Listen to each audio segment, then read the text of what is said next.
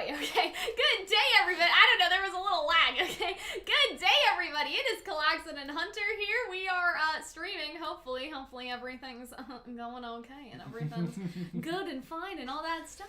So yeah, we are live. So we can't edit out the beginning of these anymore. So we're just kind of, we're gonna wait till everybody comes into the stream. I'm gonna do my usual thing where I like look through my phone and try to paste the link onto Twitter and stuff really quickly. So like, there's that. But yeah, how are you guys doing? Are you guys alive after this episode? Are you guys watching our reaction? That's over on Patreon. Wow, 39 people are watching our reaction. Or I mean, they did. Like, I don't know if they are right now exactly, but they've clicked on it to watch it. So yeah, Patreon, YouTube membership members all have access to all of those things. Hello, chat. Hello.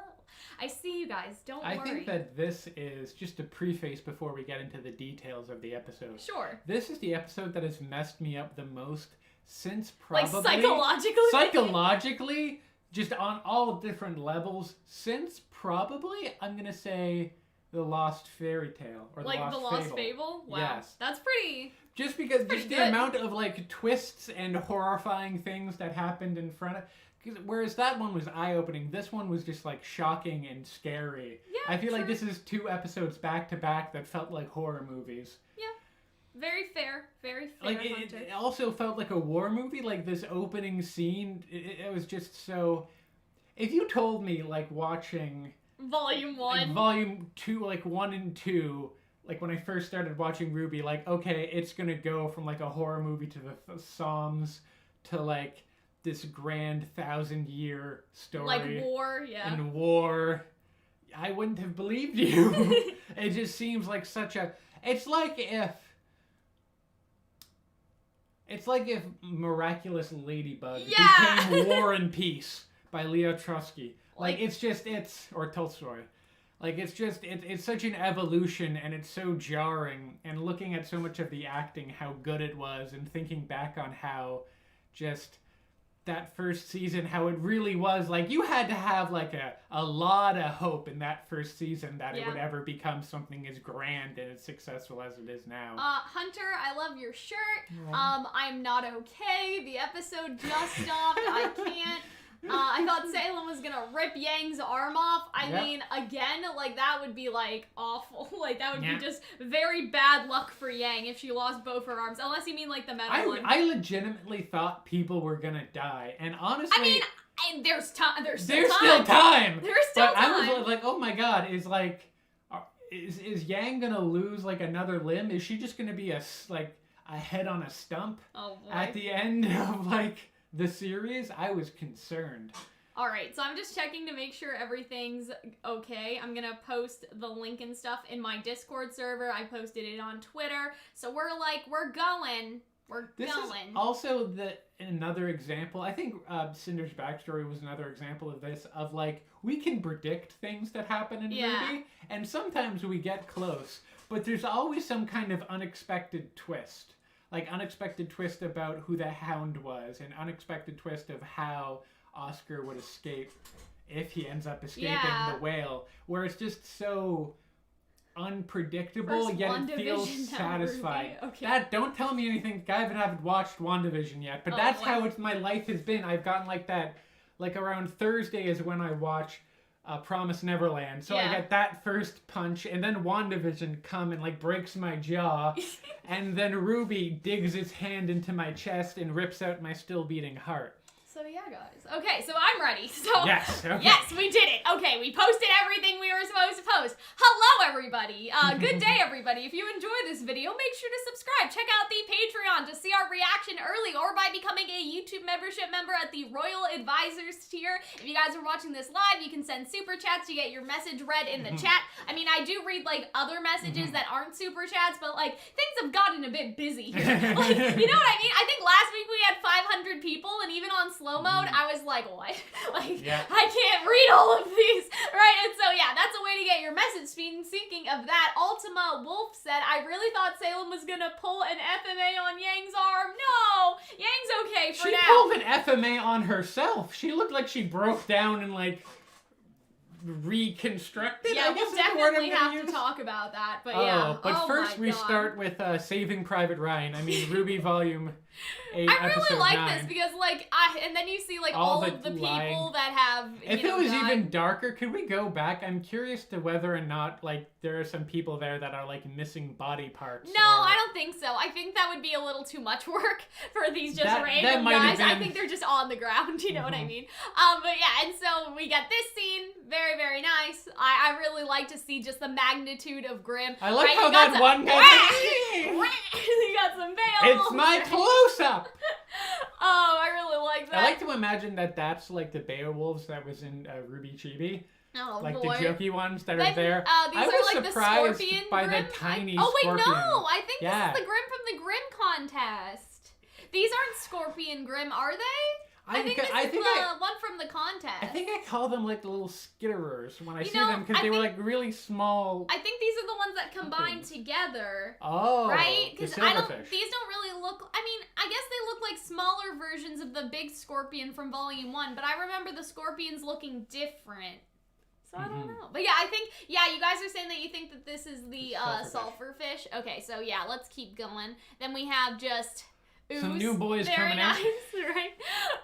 And then... Note the tub, and then a lot of Grimm flying out as well. I really like this, like the mouth opening in the whale, just to see like the sheer magnitude of the Grimm. Mass of Grimm. Yeah, and so I really like this. I was really surprised that we didn't see them jump in. I just assumed that they like jumped through its blowhole or something. I think that there's I think that there's a practical reason for that, and like one, there's not a great way to explain how they got in there without, you know what I mean? I think blowhole is a good like answer. I like to imagine if I had to guess, right? But yeah, like otherwise, I think that it's more of a suspension of disbelief. Don't think about how they got in here, because really, there's only so many holes. Right? Obviously, the ribs are open, so they could have snuck in through the ribs. But really, like I don't want to say it like this, okay?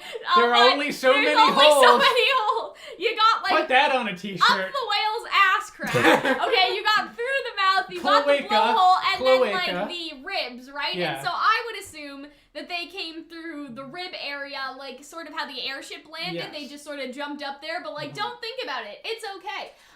Okay, so Rachel is saying, I hope I said your name right, you will see this later, but I love how after Oscar, Emerald, and Hazel leave Jinn's room before Jinn disappears, she looks to where Neo is hiding. We were actually talking about that. I cannot wait to talk about that, because I thought that Jinn was being so cheeky, because I feel like that she kind of knew, like she knows everything. She really does know everything. Like, none of you have questions for me? Are you sure? Like, she was definitely, like, fooling around with it. The only thing that, like, I don't know, the only thing I can't think of is why she disappeared, but it seemed like she was more like fading away slowly as they were leaving, and then when Neo comes back in, she'll be like, hello, like, I knew that you had a question, right? Like, I think that it's sort of like a fake out or something, so I think that that's kind of a nice idea. But yeah, I really like, I just really like all these scenes. How are we supposed to find Oscar? Can we talk about how...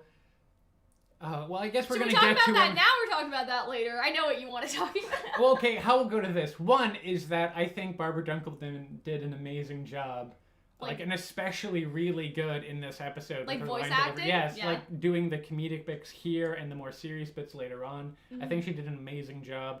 You realize I've been rewatching Volume 1 recently. Yeah. So looking at the relative, like the growth on hand from Volume 1 to now is really astonishing. I mean, we definitely get into that, like, just how much they've, like, grown as actors, I think, like, all of them, right? Especially, like, the people who have been here since the beginning and weren't necessarily actors. Because now you have, like, you know, you have Colleen Clinkenbeard, and, like, you have, like, these, like, like, Christina these big, V. You know, Christina V. Like, Jason Liebrecht. Yuri like, all Lowenthal. of the, Yuri Lowenthal, right? So you have all these big people now, right? And so it's sort of one of those things that we've forgotten, but most of the main cast, they still, like, some of them had never voice acted before RWBY, right? Or really just had like minor interest in even ever pursuing that, and it's interesting to see how much it's grown. It's also interesting to like see them pop up in other things. Yeah, I think that it's really time. nice. I'm just like looking through. Salem's got mad speed. I definitely want to talk about that. Zoom!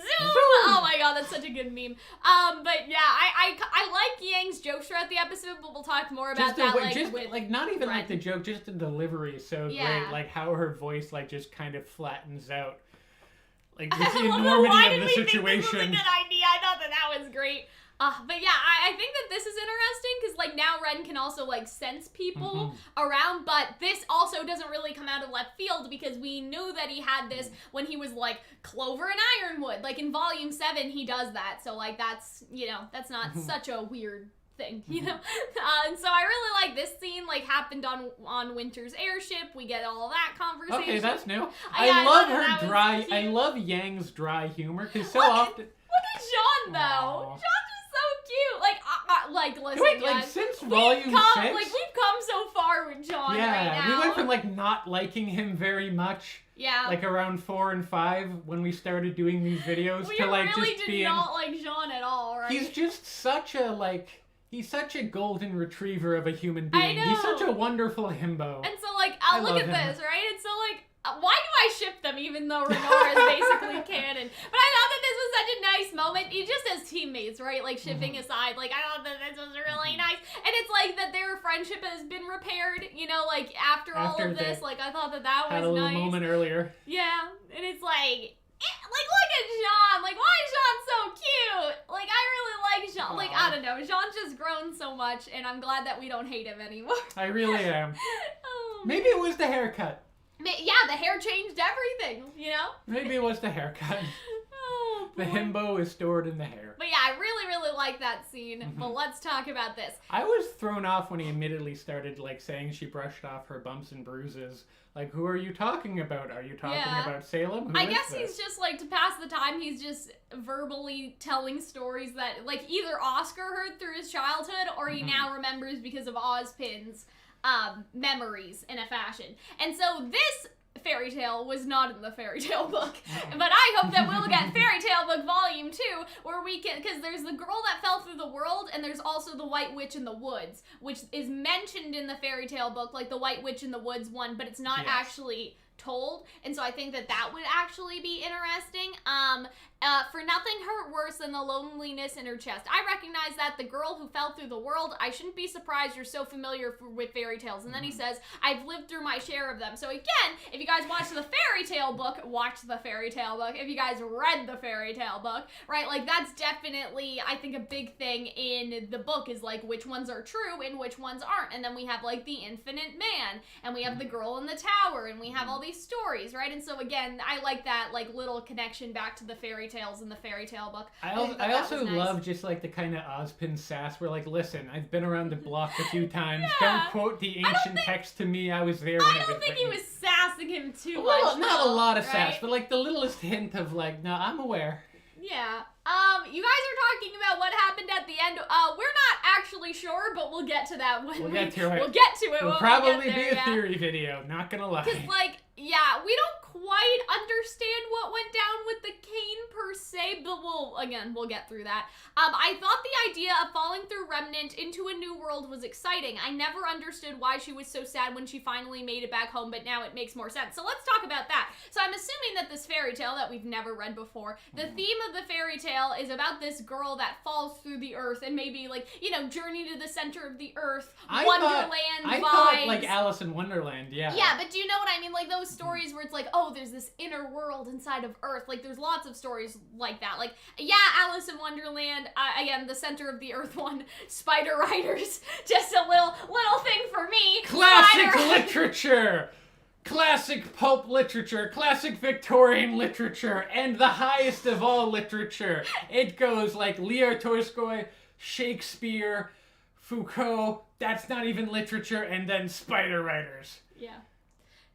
Lewis Carroll, that's his name, right? Yes, the wrote Alice. I'm Alice in surprised you Wonderland. didn't mention that. But yeah, so when you think about that, right, it's like probably masked as, oh, this children's story where there's this wonderful world that you fall through and end up in, like a different world than Remnant. Like, that's the attraction, but when you think about what the story is about in reality, you recognize that it is about Salem falling out of her old world and then falling into the new world, that world being like the one world where that she she's a woke up monster. in. Yeah. Well, yes. But also just like the new people, right? Like she was taken out of the old world and then had to live amongst like the new world and the new world humans and all of that And stuff. faunus So I think that and that's no magic. interesting, Yeah. right? Let's see. No one was ever okay in old school literature. Yes, that's so true. Calling all spider riders. Thank you guys, chat. Can we get a spider emoji in the chat if you guys have watched Spider Riders? But yeah, I think like the felt for the world thing. Yeah, exactly. It's like when they go like through the water, and like the parallel in the opening of Team RWBY falling through the ice. Like that's a lot like what happened to Salem. Like Salem falling through the water and then through like the grim goop, right? So very interesting things there. But yeah, I really like this. She wasn't the same girl anymore, so Ozpin like chimes in with that because obviously, right, there was destruction feelings. And so yeah, so Ozpin's just like, yeah, I think this plan to divide, we should probably leave. Like he's just like, yeah, I think we're Listen, you're going to be like pissing blood and spitting out your own teeth for months. Yeah. Might as well try a different strategy. Here's the thing. So not having Arcane certainly limits our options. I'll have to see how Oscar got it back. I'm assuming that Hazel brought it to him, but I don't remember because we were probably screaming too much. Hi, Eddie. Yeah, so I shook my brain around too many times in this reaction, if that makes sense. Like, if you guys watch our reaction, you'll understand what I mean. But I remember even last week, and then there was like, there was an Attack on Titan episode where after I just got so dizzy, and I was just like, yeah, it's because I've sat here, like, jumping up and down like this, and I'm just shaking my brain. So we did miss some stuff in our reaction this episode, but yeah, we will look with a magnifying glass as we explore our screenshots. Every time we use it, I feel us merging faster. Can we talk about what happened here? So again, I don't want to talk about the reaction too much, but Hunter and I were like, we were watching this scene, and for some reason I was like, ooh, Lord! And I did a little, like, you did a shimmy, and I think I started laughing that by the time that Hazel walked in the room, the whiplash of like, why is Cal acting like this? Oh my god, like, he's gonna die. That's interesting, right? So every time we use it, I can feel us merging faster. And so that's an interesting consequence of using the magic. It's like, oh, you want access to this power, but you'll also lose part of yourself in the process, like when they merge. And I sort of thought that that's a nice reference to like other characters in the show. If you want to think about like Cinder, for example, and how Cinder like loses parts of her human self each time she uses the grim like magic to some extent, or like her grim arm. Like I feel like there are parallels, all right? There are parallels in there. I don't think it's directly related to Cinder, but that's just what it made me think of. Like how many characters have sacrificed something to get greater power. Like, I sort of think of it like that. And I think that that's nice. Let's see what you guys are saying about the Oscar things. Ozpin magic wasn't that strong. Well, it's because Ozpin gave a lot of his magic away, whereas Salem has kept hers. I mean, presumably Salem has kept hers. We don't know what she's been doing with the Hound experiments, right? But yeah, Ozpin, like, gave a bunch of his magic away. And so I don't know. I think that this is, like, really, really interesting, like, for the future, especially because now he's using the magic, or at least he's using the cane. Like, again, instructions unclear. We'll talk about that at the end, but he's using the cane to protect his friends. And so maybe it's a case of, like, here we find out that he's not, you know, he's not ready for merging, but then when it comes to doing the right thing, Oscar will sacrifice, like, some of his personhood in order to, like, save Hazel, I'm assuming. Like, if Hazel's okay. Hazel may just not be okay, but even just to save his friends and everything. So I thought that that was kind of nice. It was a nice, very nice scene. Does this mean that Ozpin doesn't have magic anymore and it comes from his staff only? Well, but they didn't have the staff, and so, like, they said that, okay, so right here it said, not having arcane certainly limits our options, so no, I don't like what happens when we use magic. That scene to me was saying, we don't have the cane, so our only option would be to use magic, and Oscar is saying no. So I don't, he may have more magic reserve in the cane, or there may be a remnant of something from a long time ago in the cane, but I feel like that what he was saying here was, I don't have the cane, so we'll have to use magic, and then Oscar saying no, versus Ozpin only having access to magic when he has the cane, right? Like, I feel like that's I think he still has magic, just more of it available when he has the cane. Yeah, maybe. But at this point, it's like, we know so very little, and there hasn't been, like, a lot of speculation over the qualities of Ozpin's cane since, like, Volume 3? Yeah. Back when people thought that that's where his body was stored at. Or even, like, it's not a relic and all that stuff. Yeah, where he had, like, but, I mean, he lied then, so... Yeah. he's lied about stuff in the past. Who's to say he hasn't lying about what that? It's kind of interesting. What that cane is. Somebody said something in the chat. Hold on. Is Ozpin ever gonna retake the magic back? I don't think so, because that would also mean, like, I don't know if you could suck out the magic out of the maidens without killing them, but, like, if you have to, he'd have to kill, like, Raven and everything to get his magic some back. kind of, like... And, like, I feel like that he gave it away for a reason, and so I feel like that he doesn't want the maiden magic back, per se. But, like, I don't know, we can think about it. That's probably for, like, a way down the line question. Yeah, like, very, like, endgame type question, right? Because, I mean, Raven's fuck knows where, right? And then, like, Cinder obviously has maiden powers. We don't even know who the Vacuo maiden is, right? And so, yeah, I feel like that's, like, a long con type question. I love how he was curled up in a ball, but then when Hazel came in, he was like, okay. Time to get stomped on. Right? Like, he was just so, like, resigned to it, right? And so I feel like that was kind of interesting. Him being yoinked up by his collar is admittedly a little funny. Yeah, a little bit. I mean, it happens twice, right? Like, once when Hazel's picking him up there, and then also when Hazel is telling him he's gonna defect, right? And so I thought that was kind of nice. That was a nice little thing. This is, I'm not gonna lie, the most unintentionally hilarious scene in all of RWBY.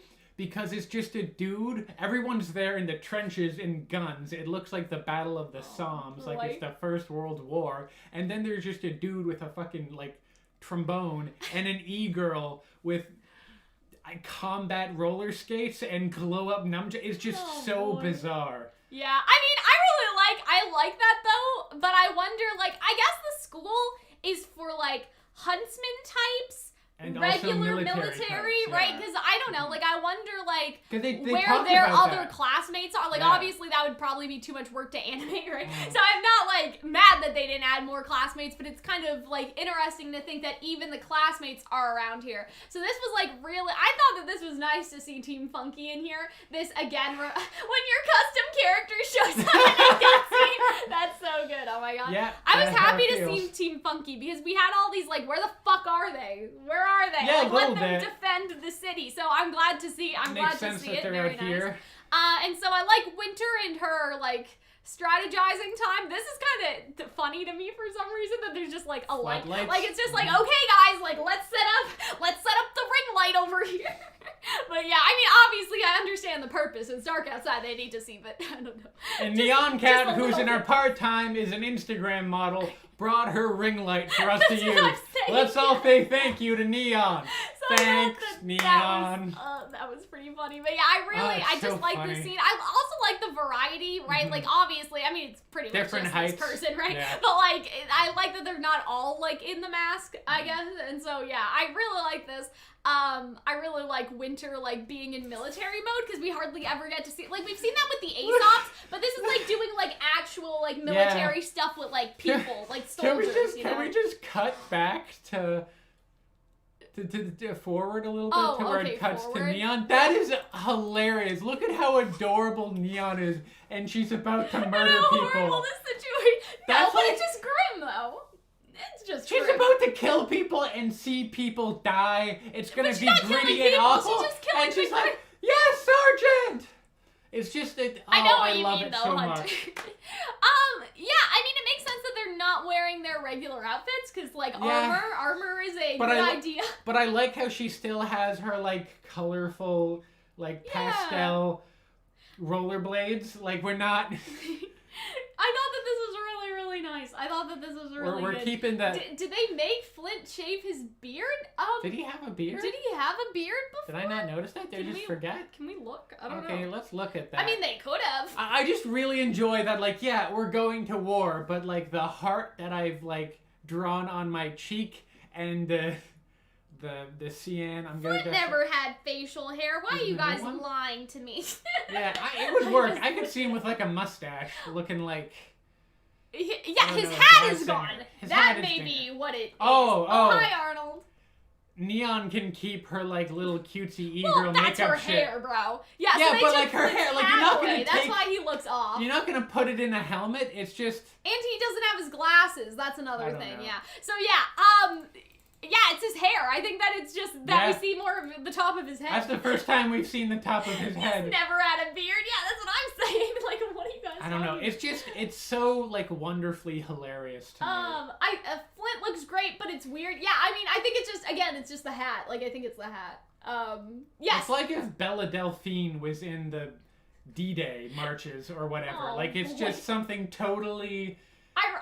I mean, I don't know. I really like this. I mean, you're saying you like it, but it's just so uncanny. I love it, right? like, because of how uncanny and bizarre and like, how, like, deeply anime it is. Somebody said something about, like, top 10 reasons why winter, I'm assuming, take over, like, after Ironwood. Yes. Like, 100% agree. We've made so many videos about that. Did I say hi to Arnold? I don't remember. Anyway, why do these two, like, just, I don't know, like, they just... So a tune for this. Oh, yeah, the Death March. Let me play that.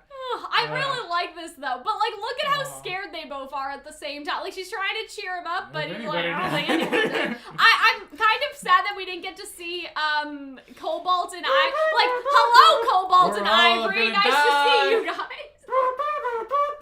We're all gonna die. I imagine that happened. I love how we still don't have, like...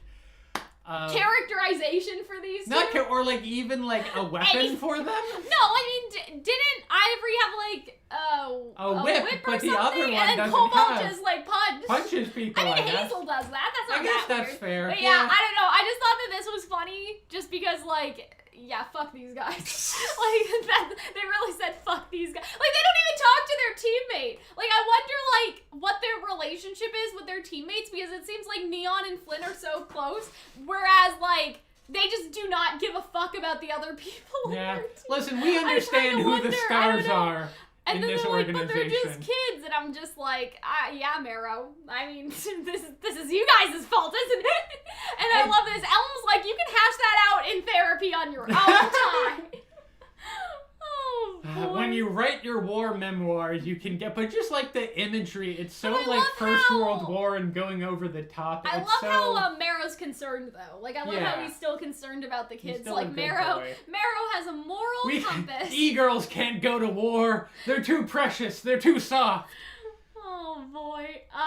But yeah, very, very sad for the other two people in Man, the fact that she's not wearing boots right now, you're gonna get gangrene like a motherfucker. The ground for I her guess sepals. I understand that is the case. However, I just feel like she had to have like the worst case of like the calluses on there could stop a bullet. Oh boy. But yeah, love the characterization for Marrow. I like Elm's dialogue. I like hope we seeing get Neon more and Flint. I hope they don't die. There. That's why I'm also Neon kind and of Flint sad. Are okay. Neon can't die because I love her and Meg Turney is precious and needs to be protected at all costs. Yeah. However, part of me wishes that we got a scene where Ren and Yang and Jean got in there. Pass by just so we could get more way. Scenes in the trenches, because I think that's a really unique and interesting, I guess, change of pace, maybe to like go from a horror movie to a war movie to another horror movie. I think it would be really interesting. Yeah, and just I hope to pass we get to by see them. more of that. But like, I don't know. I feel like Cobalt and Ivory are so like personality-less.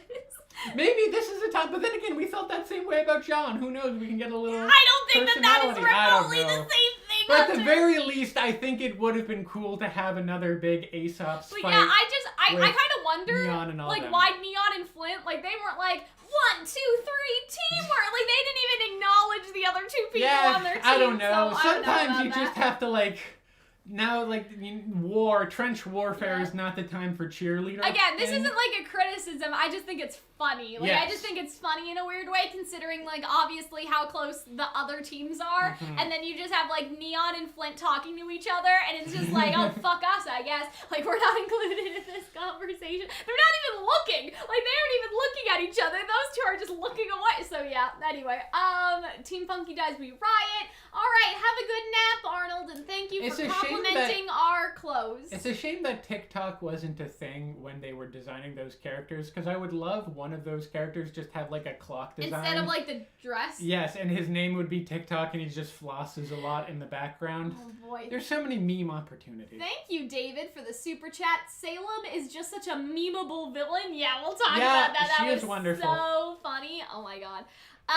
Yeah, so I love this because this is like a big... I love how he's dragging him the entire time. Wow. Like, Oscar really made it hard for him, yeah. right? Like, Oscar was just like, if you want to move me, you're gonna drag me over. I really God, like his that. fucking That's so arm is fun. probably dislocated. Oh, poor guy. I really like this because this is very reminiscent of, like, the Aladdin stuff. Like, oh, if the lamp gets moved. I mean, okay, but the thing in Aladdin is that if Aladdin had just taken the lamp, nothing bad would have happened. It's because Abu takes, like... the gem that he's not supposed to take, like the treasure he's not supposed to take, the whole thing comes down. But still, like, I still like the sort of like Cave of Wonders vibe of if we move by this that logic fucked, is right? Neo is Neo Abu? Well, she has big Abu energy, doesn't talk, and causes a lot of shit. I guess, but like the thing is, like, chooses violence Aladdin every day. still She's Abu. Aladdin still picks up the lamp, so it's like at this point we're like gone from fairy tale interpretation, right? Like Neo just you know. I don't think Agrabah was ever under siege by demons spitting out of a whale. Yeah, I mean, like, obviously the fairy tale illusions are like sometimes it happens, sometimes it doesn't. And like, I still like that Emerald was like present for this because that was like a thing, you know, like the Aladdin illusion thing. But you still have the Aladdin illusion of like Aladdin being kind of like, you know, kind of bad, and then him being, like, a good boy. You know what I mean? Like, not that Aladdin was, like, bad guy bad, but one of those things where, like, Aladdin did work with Jafar for, like, a minute, and then he, you know, didn't. Yeah. He stopped doing that, right? So. Eddie's relating this to his issues dragging his child to the grocery store. I feel like nice to know we're bringing in our personal lives into the writing job of RWBY. Good job. You're bad, Hunter. Very bad. That actually reminds me of something, but like I don't know where we were. But my mom's always like said like I'm glad that you guys never did that because you would have been in so much trouble. Like when kids act up at the store or like other places and stuff, she was just like, I'm so glad that you guys were good kids because I don't know what I would have done if you weren't. Yeah. So I think that's I don't know, that's always what I think when I like see memes like that. I'm just like, it could not be us. Like my mom would have not, like we would have been left at the groceries. Oh my God. I know your mom. I'm afraid of your mom. Salem is very rubbery. Does she have bones left? I mean, that's I think what that she just like. I get the like. That's what I love about her, and we'll talk about this more. Is that she looks so not human. Yeah, like she's I think treated it's her great. humanity. I mean, wonderful. do Grimm really have bones? Like Grimm have bony pieces, but do Grimm have like? I don't think that maybe Salem doesn't really have a skeleton anymore. She just has like. She's like that scene in Harry Potter where he breaks his bone, and then that really bad professor debones him, and he's just all floppy armed. Oh boy. I've been thinking about what you said. If that's a lie and I took that lie to Salem, the punishment would fall on my head before yours. If what you said is true and I use the password myself, he doesn't even fucking know what this thing does, right? So he's basically like, you're gonna use it. Right? I think that it's interesting that he didn't even need to ask a question. I like that still lets the question be in play, and I'm glad because of what happens with Neo after, but I like that he's just like, yeah, okay, I've like seen what I've needed to. Like if Oscar was willing to give me the password in the first place and let me ask a question, that's trustworthy enough. Like I thought that was kind of nice. I kind of like that. I hope that Cinder does get the lamp. I think considering that Neo did not go with Cinder, like that's like a negative 10% at this point. Like I think that Neo is fucking off now, to be perfectly honest. Like, or she's gonna ask about Roman. We did make theories about that, but it was also like 3 months ago, so my memory's a little foggy. I don't know if Neo would go back to Cinder at this point, just because it's like she didn't go with her to get Penny, and she seems to be, you know, fucking around with shit, right? So I feel like that she, in her head, is thinking, I don't want to be here. I'm gonna take the relic and I'm gonna leave. I feel like she's over it. Have a conversation about it to some degree with Cinder. Yeah, I mean, but Cinder's gone though. Cinder is gone. I don't know. Neo is such a wild card now. You know what I mean? Because I think when we made those initial theories, we were under the assumption that Neo and Cinder would stay compadres, but that hasn't really occurred. No, I mean, I think that I meant compatriots. I don't know why I said compadres. I think that as soon as Neo, like, saw the Salem situation, she already knew that she wanted to leave. Yeah. If that makes sense, right? Yeah. Like, I think that, like, that's one. And I think that the second thing is there's this whole thing of, oh, like, Cinder has Watts, she's gonna ask Watts where Penny is, like, why didn't Neo go with her? And so I feel like that Neo, if she made that choice to stay, it's one of those things where she's like, okay, I'm leaving, right? Yeah, I think it's very much the same as Emerald. Yeah, so let's talk. You guys are asking how Neo will ask the question. I feel like that that's why I think she brings it to Cinder. And threaten her? Like, you're gonna ask this for me? I don't think so. I don't know. Here's the thing. Will she talk? I think that, first of all, I think that Jinn can probably get past that. Like, yeah. I think that that's a first She thing. knows everything. She could probably like, understand her. you guys are saying, like, that Jinn is ableist. No. Jinn is canceled. No. Like, I think that Jinn would just read her mind. Yes. Like, I think that that's fine. And I think that the other thing is that we know back in the day, okay, back in the very long day, that Neo was originally supposed to have a voice actor. Silverman. Right? And which she was is supposed to be hilarious kind to of me. like a funny, funny character, if that makes sense. And Which then is they why they got didn't, you know, like, they didn't have time, and then they decided, like, it would be better if Neo doesn't talk. But I don't think that she can't.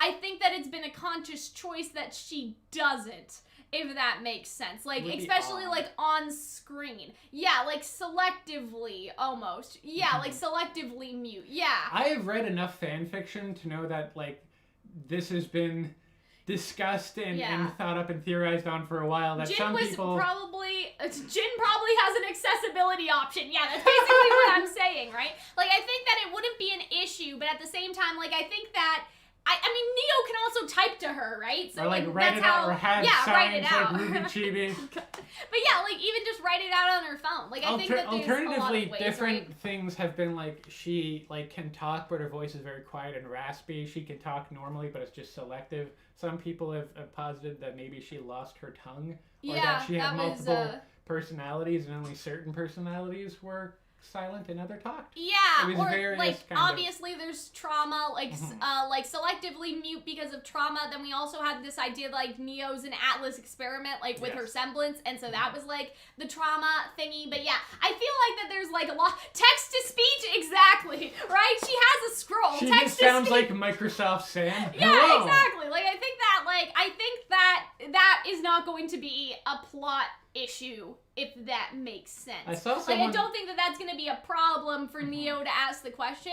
I think, though, will we see Neo ask the question? I would say that unless it is, like, Jinn reading it, probably not. I think that, like, if Neo does verbally talk to Jinn, it would be more of a cut, and Jinn would be like, so you want to know about Roman Torchwick, eh? Right? Just to get this right. Right? And so it would cut back to Jinn just explaining to the audience what Neo asked versus us hearing Neo speak. At the same time, a lot of people think that, like, Neo's first words being what happened to Roman would be pretty epic. That would have been, so, I don't know. Like, I don't know. It's one of those things where I would like Neo to maybe speak once and then just never again. Like, I feel like there are so many options, and I don't really hate any of them, except I feel like that Neo not talking does so much for her character in terms of her animation and her body movement. So if it did happen, I feel like I would only want it to happen for that one scene, and then she just goes back to not talking. You know what I mean?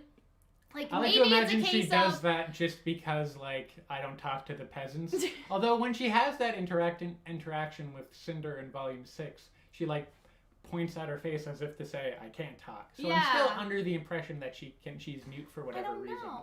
Do you think that Casey will maybe. I mean, like, I don't know. It's a very hard topic because I'm not knowledgeable enough to say, but, like, do you think that Neo, like, if it is, like, a selective trauma thing, is it possible that because Roman was connected to, like, her healing and her growth, that she would selectively, like, talk about Roman to Jinn, but then not talk, like, in any other scenario? Again, I don't know enough about that to say, like, either way, but I could see that as if it's, like, a trauma thing, because, like, I feel like can't talk when you're talking about trauma is sort of the same thing as like physically can't talk. That's you true. know what I mean? Like we're talking, well, can she talk and she just chooses not to, but the trauma aspect isn't really a choice either. Yes. But there may be specific scenarios like talking to Jinn about Roman that she may feel like comfortable, I guess. Again, I don't really know how this works to the extent something enough, I right? always imagined is, do you remember when we saw the movie Us, the horror film? Yeah. Yes, and Lupita Nyong'o's character there,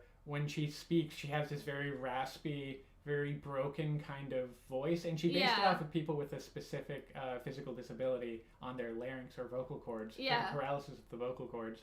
And I imagine her almost sounding something like that, pained and difficult.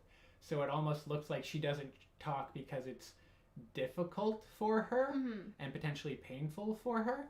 And I think that would add like oomph to that sort of where's Roman punch. I would also love that if that was like, if we're still doing or like end what credit happened scenes. to Roman, like just asking about Mm-hmm. Roman, right? Jinn summons her and then she whispers in her ear. Yeah, like an anime thing like that. Like I feel like that's how they're going to get around sort of things like that. But yeah, I would have to do more research about that because I honestly do not know. So like I'm not qualified to say either way. Nor But those am are I just entirely options, sure that right? like I haven't entirely disregarded the possibility that she will still go and talk to Cinder about it to some capacity. I don't know. I feel like that she's just gonna fuck off, to be perfectly honest. But I then feel I'm like also she's like, just gonna leave. also like, what happens after that? Does she then realize it was Salem? Does she go after Salem? Does she go after Cinder? Well, Does she I would say group then up she with thinks that it's Cinder's fault and then goes after Cinder? Does she like, start helping out Team Team Ruby? Ruby? Yeah, I could sort of see something like that. More Neo is not as is Stan. I'm not against it. Yeah, Cinder versus Neo rematch. I mean, like, my whole thing was, we talked about this, right? We talked about something happening in the sense where, like, Cinder would be with Neo, and then Ruby and Jean or whoever, like, whoever's with Ruby, like, Ruby would start to fight against Cinder, and then Neo would realize that this is her chance because she knows that she cannot beat Neo, Beat Cinder alone. Yes. Neo knows that she cannot beat Cinder alone, so when the opportunity arises that the group is fighting Cinder, Neo changes sides, and then that's where the stabbing in the back comes in. Like, say, okay, Cinder and Neo do get to the manor or whatever, like, Neo's obviously not with Cinder, but maybe they're bringing Watts back to the whale first, and then Cinder's going, maybe that was the whole thing, right? And so, like, my idea would sort of be, like, Cinder goes with Neo, and we talked about this, then, like, Team Ruby or whatever, they start fighting Cinder, and then we think that Neo is going to help Cinder, but instead Neo, like, quite literally tries to stab her in the back, and then, like, Cinder's like, what are you doing? And then, like, it's that whole, like, thing, right? That was our theory from a couple months ago, is that Neo would take the opportunity when the group is all together if she thinks that Ruby is no longer responsible for Roman's death and instead Cinder is responsible, and maybe even Ruby would help convince her of that. So that's what we sort of talked about, yeah. Neo's not evil. I think she'd prefer the world not to get destroyed. Yeah, that's the other thing, all right? She's just not into this if she game. knows about all of these things, right? And so, yeah, that's what I sort of imagine is, like, there's this situation where Cinder is fighting with Team Ruby, and Neo's just like, well, here's my chance, let's go, right? And so I feel like that's kind of nice. I'm also not...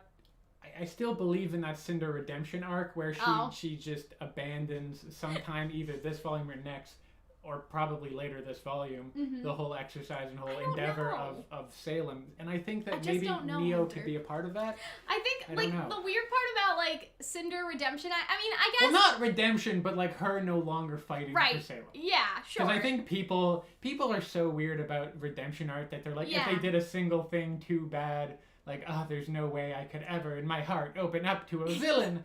And it's like, listen, it's not that serious. I just think because they're already doing it with Hazel and Emerald, like, I feel like that Emerald may have fit our defection quota for a time. Like, I feel like that maybe Emerald would try to convince Cinder to leave, but then Cinder says no, and then what happens after that, my thing is that I think Emerald helps the good guys out. I think Cinder doesn't help the good guys, but she stops helping Salem, and she does her own kind of I mean, it's sort of interesting parallel to see, like, adventure. where does Emerald fall after all this? Like, that's the interesting part. Does Emerald be like, okay, thanks for getting me out, but I'm gonna go to Vacuo to go get Mercury, and then Emerald leaves the cast. Like, I don't know. Yeah, Cinder becomes an anti-hero. That's what I was sort of really thinking. love the idea of Emerald either getting together with Weiss or with Ilya. Like, if she romantic. Like, yeah, if she escapes and goes off to Vacuo, Yeah. or like goes off to Vacuo and then like meets Coco, or goes off like to Minstrel, or goes back to just any place else that maybe Ilya is at. Yeah, it'll definitely be interesting for sure, because I'm not sure if Emerald's just like,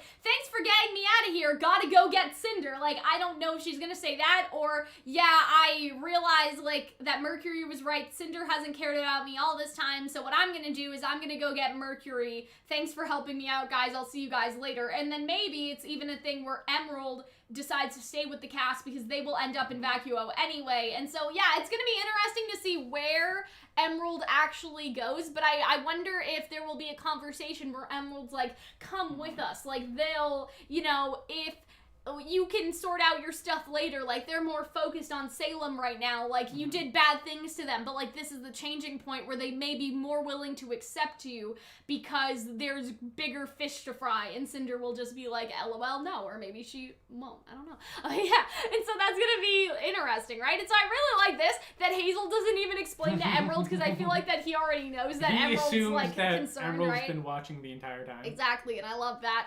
And so then we get that spicy Jinn summon, which is very, very nice.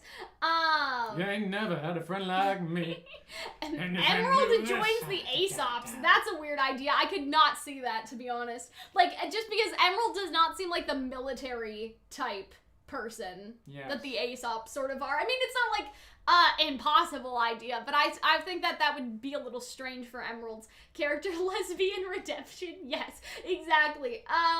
Yeah, I mean, I think that it's important, like, with Cinder, we're not necessarily saying redemption, but we're saying defection, that she'll defect from Salem. What she decides to do after that, that's a question, but I feel like that even Emerald's loyalty for Cinder is coming into question, so it'll be interesting to see where Emerald's character goes. I feel like that'll probably be a separate video, just because, like, there's just so many things that Hunter and I need to think about, but yeah, let's get to Jinn. Very nice. I love how just Oscar looks like, hi, pretty lady talking to me. It's like, here we go again. And so I think all my questions are answered now, so I think that was pretty great. What Gretchen would have done, and I really like that. I like that this character development for Hazel, and so I really like that he wants to get Emerald out too. And like, it's yes, I know that you meant Emerald, Howl. Don't worry. Yes, we do mean that Emerald is getting the lesbian redemption arc. I just wanted to clarify what we meant about Cinder for a minute.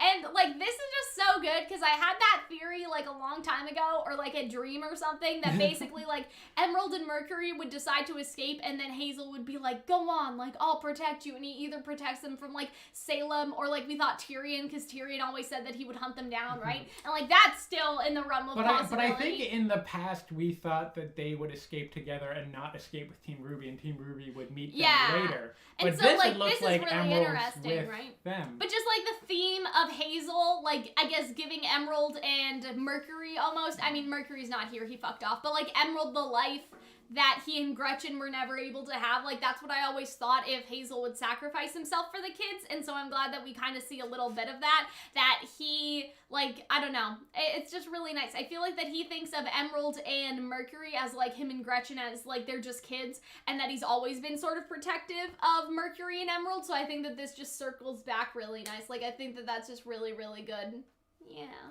Yeah, honestly, oh god, I'm so happy because I've wanted an Emerald redemption since like Volume 2 when she was introduced, and like I saw hints of it, so I feel like this is a very like I mean, she was always more one of the sympathetic ones, like, people are dying, like, this is bad, right? And so I feel like that, I just love where Emerald and Hazel have like gone. Just to be clear, none of you have a question for me, so it's interesting because it's odd to know, like, we don't exactly know where Jinn's looking, but I got the impression that she can actually see Neo here, and that she's being sort of cheeky about it, like that she's like, oh, so none of you have a question for me, right? Like, I thought that was kind of funny because we don't know exactly where she's looking, like, just based on the angle and based on the room, but I sort of have the impression that she knows that Neo is in here. Hazel protecting the kids because he couldn't protect Gretchen, exactly, and I feel like to some extent he sees Emerald as like a Gretchen. You know what I mean? Like, in a very, like, I mean, obviously Gretchen was good and Emerald sided with, like, Cinder and everything, but just the same thing, right?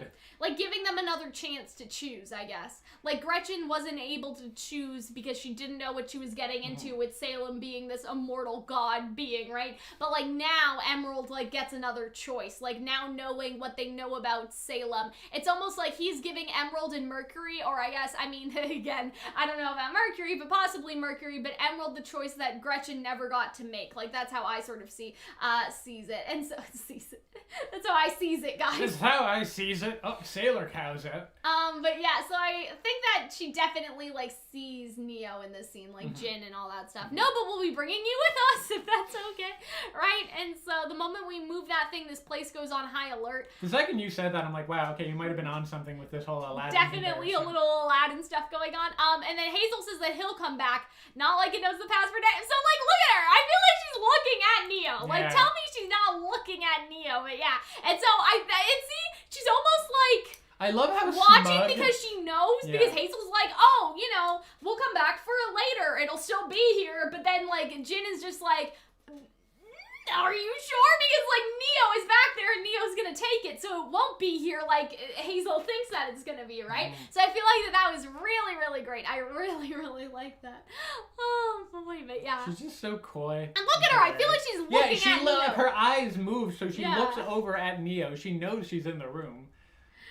Oh boy. So yeah, this was like kind of creepy. Like, I think that this is so cool though, because like Neo doesn't just turn into like people, she can turn into like go back, that's a Neo butt. I guess. That is straight up a Neo butt. But anyway, it's like Jinn though, right? It's like Genie, you know? He's not wearing clothes, but he's still like covered, okay? No nudity here, YouTube. Don't cover us.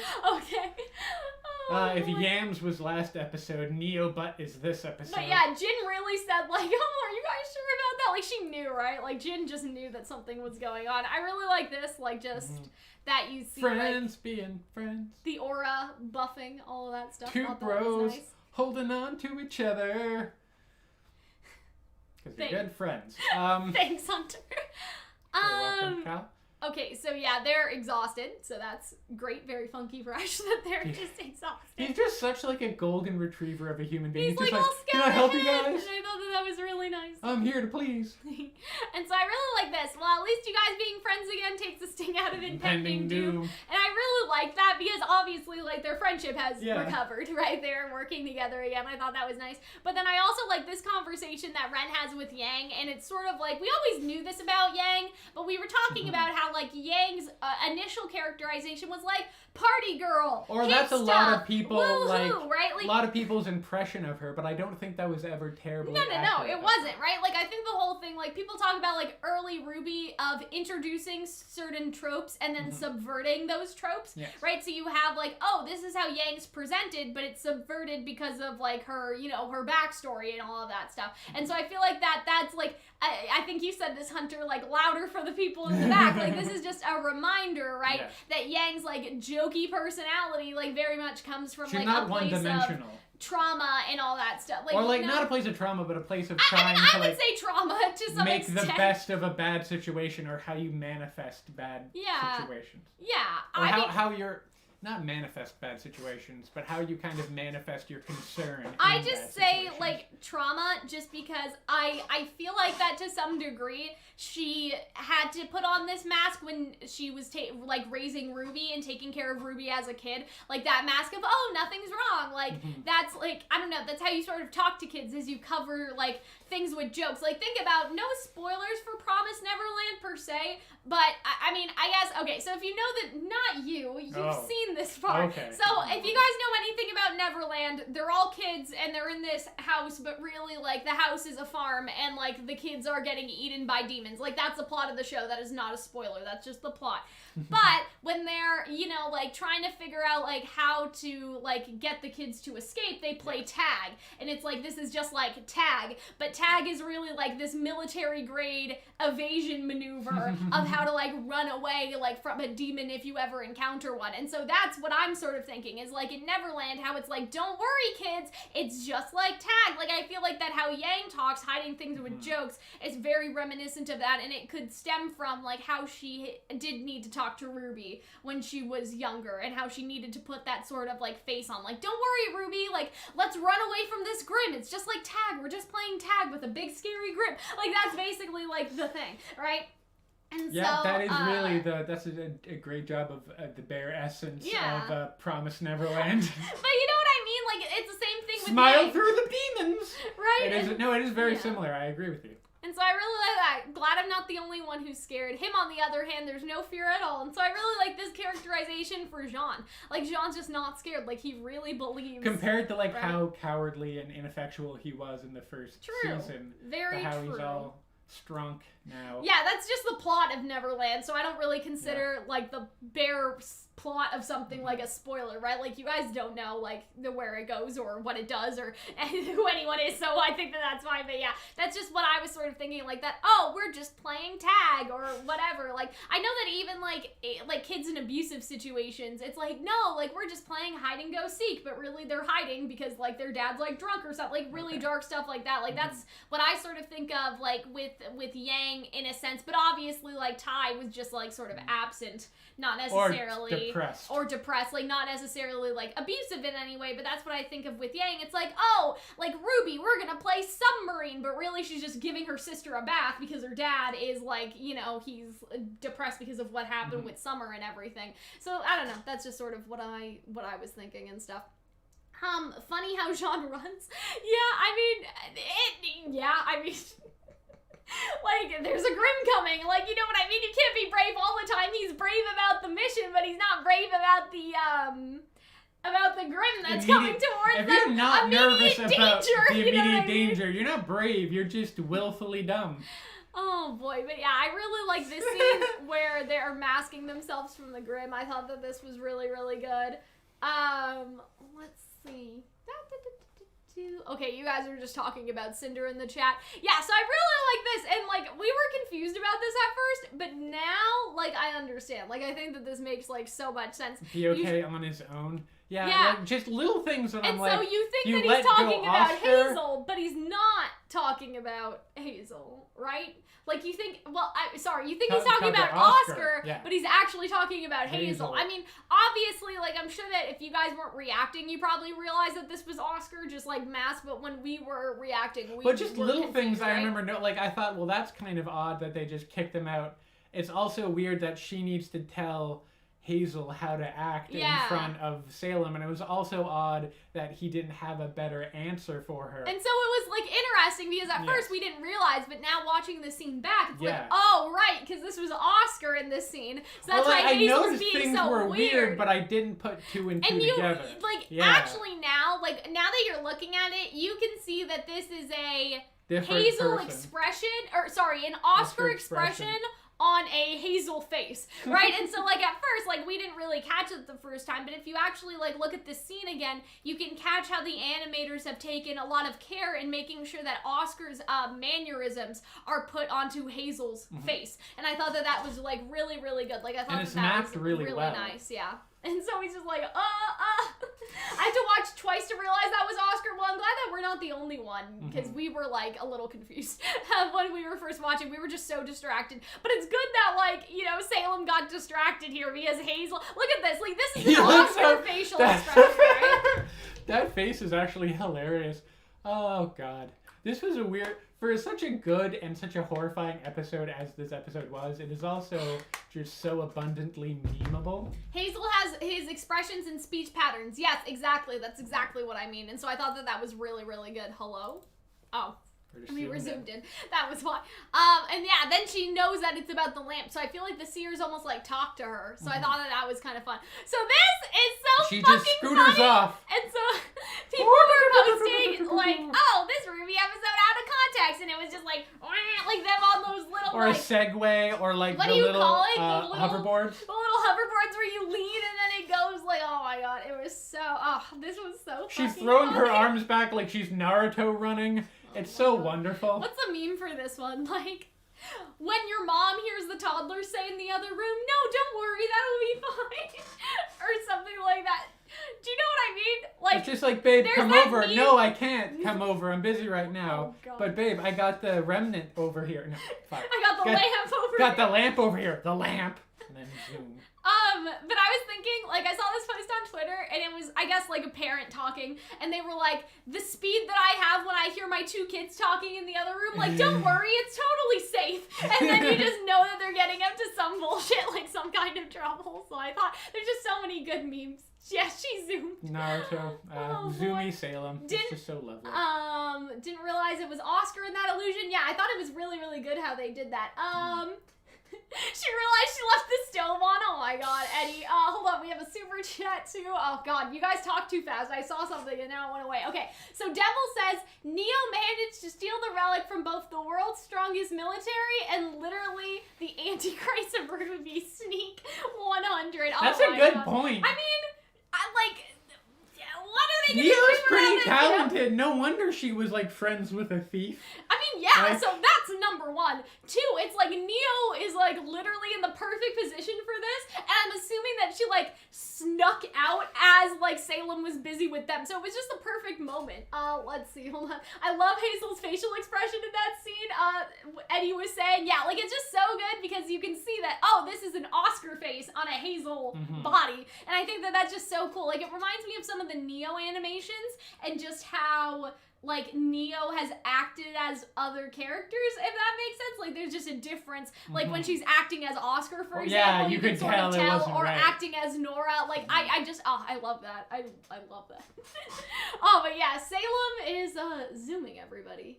Her semblance is pretty nifty, yes. And someone else said Roman would be proud. I would imagine that. Roman. Imagine, like Roman's just like she stole from the greatest military in the world. Yeah. And the devil woman. I wonder what these up so were. fast. Like, were these just Grimm? Yeah, I think they were Grimm that just attacked. Got alerted probably because the lamp started to go missing. So yeah, that was fun to see them just sleepy beating some stuff up. looks. Wait, but does that mean the seer caught them, or did they get past the seer and they just started hitting? I guess the Grimm just popped up because it was like high alert. It's like what is it in Persona 5? So there's basically like a function of the palaces where if you get caught, like if your sneaking skills are bad like mine, and you get caught by like the shadows too much, like the alert level goes up and stuff. So that's what I'm thinking. Like they just, and it's funny because in Persona the shadows just like whoosh, like they just pop out of the ground. Like so that's what I imagined happened with the Grimm. And so I love this because it's just like, let's do what we do best, charge blindly into danger. And then like I like this. It would have gone with keep moving forward, but sure. And so then Ren says forward no matter what. And so you sort of have this like, oh, like, you know, with Juniper maybe it's keep moving forward, but with Yang, with Team RWBY, it's been charging blindly into danger. And so I think that's a difference in pathos. I like the kind of like subtle Montyism there, forward no matter what. Oh boy. That was nice. Yeah. And so I really look at my them. boys. They're just so like, I don't know, they're so powerful, I guess. I know that's such a weird thing to say, but it's like they've had so much awkwardness being characters that haven't really interacted before to the same extent, but I feel like that they've done such a good job. You know what I mean? Like they've done, like, I just love it because it's so like fresh to see them all interacting together, and they have such like unique interactions, and it's just really nice to watch. Neo sent out a calling card and to Salem and took the treasure. I love that. Oh my god, can someone Photoshop that? That would like actually be really funny. It would be funny if she drew a little cartoon of herself, or like left like a bowl of Neapolitan ice cream there. The trio we didn't know we needed. Yeah, exactly. Animators are so great with facial expressions. Yes. Absolutely. I saw something, but now I don't know. Anyway, love them. Yes, love it for us. But yeah, I love them. This is fun, just seeing the battle. Them totally, I didn't realize that they were, those Grimm were totally turned to dust. Yeah, I mean, it happens when they die, right? They're just like, whee, and then they disappear. But yeah, I really like just seeing, like, I love how in this episode I was like, I don't care if Vine dies, and now I'm like, okay, Vine, you're kind of cool in this scene, okay, right? Like, when they're given more space to fight, like, really last night on Twitter, I was like, okay, so Blizzak, who is another RWBY tuber that you guys should, like, look up, I think, like, if you go to my channel and go into, like, the channels section, like I probably have them like promoted as like follow my like friends or follow the other RWBY tubers. So Blizzak was just like, why do I feel like one of the Aesops is gonna die? And I was like, bye Vine. Like no hesitation, just like bye Vine. But I really like this. I like this scene. I think that was really nice. I also like how I can't believe we put the cat girls into the battlefield. They're right? too precious but for like, the battlefield. Yeah, she still has her roller skates boots. And he looks so sad though. He's not like, it's not like he's doing it for the music anymore. Sad like they're jazz. doing, like they're killing this Grim, right? But like, okay, well she's I love doing how she's pretty rainbow, well, right? how unsaturated everything is, and then she comes in like a streak of really rainbow like that. goodness. Then I It's like so how odd. Marrow and Hare are actually working together because he says stay and then Hare like kills the Grim that he was going for. So it's like, it seems like that Elm and Vine were partners and then there was Clover and then Hare and Tortuga were partners and then Tortuga died and Marrow replaced, right? And so it seems like that Hare and Marrow are supposed to be partners. And so you see that they're being more partners in this scene. And I think that that's very nice. You like jazz? Oh God, guys. You like jazz? You like jazz? I'm so. Oh, how did they not? Like, you had a mean character. You could have had like a bee faunus that stings people and had like it a be the bee bee movie. Oh God. You could have named They him really wanted to do Benson. the dress though. Oh God, you like jazz? That'd be really funny. He would also have a musical instrument. I love this because this is just a reference back to like Marrow and John like getting to know each other It back could in have Volume been Cole. 7. It could have been Flint's younger brother. It Is could this have the been bee like. movie? What It do could have you been mean? like B. Cole, and he could also play a musical instrument, and he'd be like, I like jazz, and he would be like a bee faunus. Like I mean that's the interesting thing is we kind of all pictured like Team Funky as like a rock band type situation, and then that That's true. didn't happen. When one was a jazz musician and one was a raver girl, so like. Oh, Chad is saying that Neo could sign language, Jinn. You guys are full of like good ideas on how. Oh, that's also true. That's another thing that happens sign a lot language, in. text to speech, right? Because we know that like Fox has like his scroll like Ada software, right? So it's like text to speech, sign language, like there are options. So I don't think that Jinn is gonna lock Neo out of asking a question. You know what I mean? Sean like one. Yeah, I thought that was really, really funny. Never forget. Yeah, I love that for Marrow, though. I love that for Marrow, because he's still, like, worried about them. He wants to make sure that they get out of the whale. I thought that was really nice, right? But yeah. And we have this scene, obviously. And then Hazel's like, oh, well, not Hazel, Oscar, right? So I thought at first Hazel was going to be like, no, we're on your side. Don't worry. Let's go get Oscar. But then it just is Oscar. Then he de-daddyifies. And so I thought that was really good. And, like, we totally missed this because we were too busy, like, yelling about something. I don't remember Yelling what. about the fact that Hazel was actually Like, Oscar. look at this! Aww. Can you guys, My like... sweet boy. He's such a puppy of a human being. He's like, so John wonderful. going from, like, basically, like, pinning up Oscar against the wall and, like, spitting in his face, like, to this. Like, oh my God. Like, this is just so nice. I agree, Chet. This You is know very what I mean? yam. Like, this is very, like, wholesome. Because, I mean, think about it. Like, okay, so John didn't punch Oscar in the face. But, like, think about, like, John and Oscar's, like, whole thing, like, in previous volumes, like, up until now. And it's just, like, you're so happy to see him and he gives him a hug. And I thought that was very nice. Oh, look at that! Like, Oscar hugs back, too. And so it's just, like... I also like that, like, I feel Yang like that just pets him on the head. Oscar is, like, a part of the team now. Yes. Like, I feel like it's no longer, like, oh, it's, you know, RWBY. Jean, Ren, and Nora plus Oscar. It is now Team Juniper restored, in a way. Also, what has made me cry is somebody on Twitter posted, like, Pyrrha would have loved Oscar if Pyrrha was alive with Oscar, and that just made me so sad, because, like, she totally, but, like, look at this, like, Yang just, like, pats the head, and, like, Ren just looks happy, and I'm like, what? Such a nice scene, very nice. I like it, though, when you're excited, because you stop making words and just start, like, up-pitching. I knew I sent some weak minds nearby, so I thought that this was funny, because, like, I feel like that Emerald She's and still Yang, like a porcupine. She can't get close to people, and she needs to insult people. I mean, I feel like that it's that, but it's also that this parallels to what Ren was saying earlier about using, like, jokes and stuff to cover, like, fear. Because I feel like we've always been like, oh, well, Emerald's a foil to Weiss, and then Mercury's a foil to Yang, especially, like, with the robotics of it, right? But I think that in this scene, it's almost actually, like, Yang is more like Emerald in this particular scene. Because Emerald is sort of doing the same thing, like, using, like, jokes and sarcasm and bullying them to cover up, like, how fucking scared she is. So I feel like that's I also really, like how like everyone else looks cautious, but Yang looks like she wants to murder Emerald. Like she understands what she did. I mean, because Ren and Jean weren't there, That's right? True. Like it was Yang Ruby, has beef, and it makes sense. It was that she Ruby who saw that Mercury's legs were perfectly fine, and that Yang didn't actually break them, and then Emerald was the one who put Yang in that situation in the first place, where she was like perceived by the world to be like a shitty person, right? And so like I feel like that's like a whole thing. Why should we trust you? And then I like this because she's scared, and then they just like us, except for Jean. We mentioned that. And like Emerald looks like surprised, and then just like us, right? And so I feel like that this is nice because something that we sort of talked about with the whole like Ren semblance thing is like a lot of the, I guess, criticism of it was, and I don't think that this was very like true at all, but they were like, oh, like Ren is gonna be like a plot device instead of a character, like he's gonna be like Ren Ex Machina, and he's gonna tell us what every single character is feeling so they don't need to put it into word or whatever. Like I thought that that was kind of dumb, but you can see that even though in this scene like Ren can say something, but it doesn't necessarily, like, him saying that may have convinced Jean, Ren, and Yang, I guess. Why did I say Ren? Ren convinced himself. But you understand what I mean? Whereas Emerald doesn't admit it either. She's just like, or maybe it's just because I know how to get out of here, right? And so, like, even if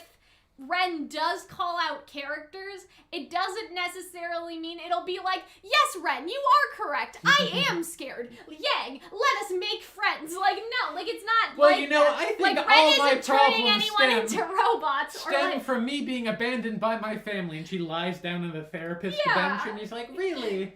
I think if I just had a better relationship with my father, I wouldn't seek out validation through a terrorist like Cinder. Like, I don't think that this is, like, Ren Ex Machina at all. Like, he called something out, but the actual, like stepping stones of their relationship have not been like solidified yet, if that makes sense. You know what I mean? That freeze frame, yeah. But you guys understand what I'm saying? It's not like, oh, Ren like solved everything. Yeah. Now Emerald is a good person. Her and Yang's beef has been squashed. Like, it's just more like, okay, like temporarily, like that convinces like Yang not to just try to beat her up or anything, right? But like it's going to take more work than that. Like, Ren is not going to be this magic tool to solve everything, and I think that this scene shows like you can use Ren's semblance for him to perceive how other characters are feeling without it being like, yes, Ren, you certainly are correct. Now I am a good guy, and I will tell you my whole backstory, and we will be best friends. Like, I don't think that that's like a thing, you know what I mean?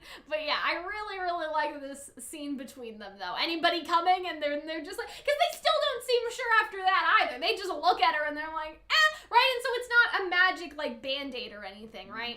And so I really like this. So it seems like they have cleared a path because you see all the soldiers here, or they're working on it. Like, this is it, everyone. We're going to clear a path to that monster. So again, I love seeing Winter in, like, military mode. I think that that was really cool. Yes. And so I think that that was very nice. Set the timer, then we're out. And then all of them, they may still be alive in there, and so I really like that. I gave them their window, and then I like how he says, would you say the same if it was your sister inside? Because we talked about this, and we were like, well, wait a fucking minute. Like, even though Weiss isn't in there, like, first of all, I think that that's, like, a great, like, thing for him to have said to her, but then the other thing is, like, how the fuck do you think Weiss is gonna feel about the fact that you let her friends die inside of the whale, right? And so it's like, I don't know, like, there are levels, right? Because we were thinking this, like, even without him mentioning, like, what if Weiss was in there? I think it makes her think about Weiss enough at the same time, because, like, how would Weiss feel that Winter blew up her teammate? Like, Yang is her teammate, you know what I mean? And so I feel like that there's that to sort of think about, and so I feel like that's, I don't know, I just really love this scene. And so then she has a sad expression on her face. Are you gonna tell her what you did to her friends, right? And so that's exactly what I'm talking about. So it's those two things. It's not not just, oh, what would happen if Weiss was in there. He's also hitting home the fact that, like, You'll these be are Weiss's responsible for your friends, actions, right? yeah. This is her teammate. This is her, like, you want to have a good relationship parallel with her. B teammate, right? Like, think about how Jacques, like, hurt the relationship between you and Weiss, and think about if what you're doing, Winter, would be sort of the same thing, right? In a way. And so I feel like that was, like, really, really good, because I mean, we've thought that Marrow should say something like that. Like, that Marrow should bring up the fact, like, hey, Winter, like, how is your sister gonna feel when she hears that you blew up all her friends, right? And so I feel like that's, like, super interesting for the implication of I guess, how Jacques treated his children, and how Winter is treating, like, her sister, or being there for her sister. Like, we had this whole thing last volume of, don't forget about Whitley, like, Willow saying, don't forget about Whitley, like, you guys sort of left Whitley behind, and I feel like that this scene almost has that same energy of, are you going to put, I guess, the military over family, Winter? Yeah. Like, Weiss chose her sibling, what are you going to choose, right? Like, ultimately, Weiss chose Whitley, so are you going to choose Weiss in that sense? Like, I think that that's really, really interesting. And I think that Winter will not, like, I think that Winter is not going to blow up the whale knowingly with them inside. Like, I feel like, I mean, obviously they're getting out in the first place, right? Like, John and them are all getting out and escaping anyway, and so they may see them coming out, and she feels like a sense of relief that she doesn't need to make the choice, right? And so I feel like that's good. Volume 8's the defection volume, yeah. I mean, Winter is in a very tricky situation, I would agree. And so I feel like that, like, everyone is getting out anyway, so, Winter ultimately won't have to worry about that, but maybe she'll reflect on her actions and that she was so willing to blow up a bunch of kids just because of Ironwood, right? So I feel like that's gonna be the thing. But she does justify her to herself later. I remember she turns to him but and says something. I also feel like, though, yes, Marrow, because that's my dude, that's what she says, but I feel like that ultimately, like, they'll start bringing the bomb, they'll see that Jean, Ren, and Yang are running out of the side of, like, the ribs or whatever, and then they'll be like, thank fuck, we don't need to actually, like, make that choice, right? And so, yeah, I really like this scene between them. Do you think that this might be, like, Winter death flags? Like, she might sacrifice herself to get the bomb in? Because that's what people are concerned with the whole ASAP. I think it would be kind of sad to not have a scene, like a closing scene between her and Penny, I guess. Oh, that's true. I wouldn't know. I don't know if I'm crazy about it, if I necessarily want that to happen, or if I think that would be best. I could see death flags for her, but I don't think that she would die without some things being resolved. And I also really like the idea of Ironwood dying, and then Winter and Robin, like, Winter handles the military side, Robin handles the political side, and they split that council seat that Ironwood has into two, basically.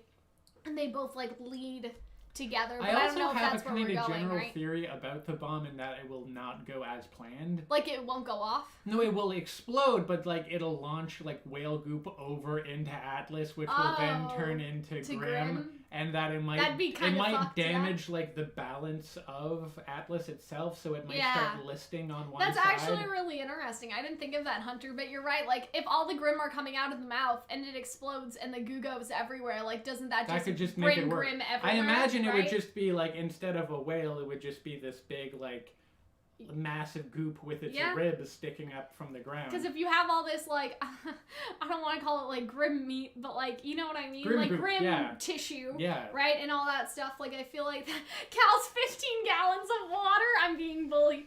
Yeah, so that's actually really interesting, Hunter. I think that that's something to definitely think about. I think that bomb will happen. Here's the other thing, though, okay? But it will not be a good idea. Cinder is coming back with Watts. And so, imagine, like, they bring the bomb in, and they're just like, why isn't anything happening? And then the bomb, like, starts to be, like, pushed. Watts is just like, here you go. It's like those Looney Tunes thing where, like, you have, like, the bomb, and they just give the bomb back, and the coyote sort of falls. Like, what if, because Watts is coming back, can't he hack the bomb? Like, shouldn't Watts be able to defuse a bomb? So that's the other thing I'm thinking about is, like, I feel like that Cinder is bringing Watts back to the whale, because it's like, okay, Watts will ensure your safety, I guess, or that you won't get kidnapped again, then I'll go get Penny. Like, I feel like that was part of the deal or whatever. And so I feel like that they're coming back here. So what if Watts is like, oh, a bomb?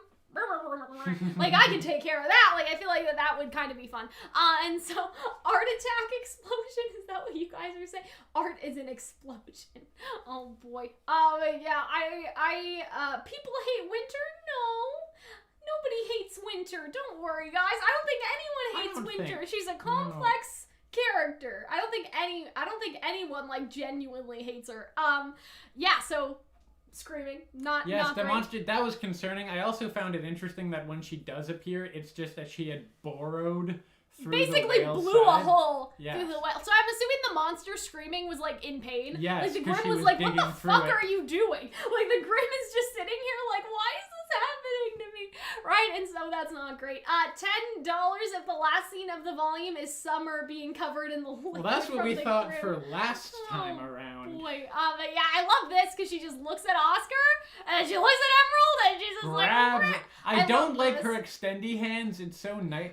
It's like Bendy in the yes, ink machine. yes. Like, I just really, really What like I that. love so much about Salem in this fight is that increasingly it's communicating to us that she's no longer even remotely human. Like, she doesn't appear to have bones anymore. She doesn't even appear to have organs. She's really in the shape of a person, and beyond that, not at all has any of her humanity, either physically or mentally. Starts like fighting for Emerald though. Yeah. Like he starts like shooting at, like, I mean, not just for Emerald, they gotta take care of Sometimes Salem too. when a demon's in a room, sometimes you gotta take shots. But you know what I regardless mean? of Like, who I think it that was helps. really, really nice. Like, for him to be like, oh, Emerald's being held hostage and Salem's right here. Pew, pew, pew. Because they could have just run off and left her, right? Well, what was stopping them from trying to run still, right? I feel like that they did kind of want to defend Emerald. Can we talk about how, like, wet the background looks? Well, yeah, because it's, like goopy walls. It's just unnerving.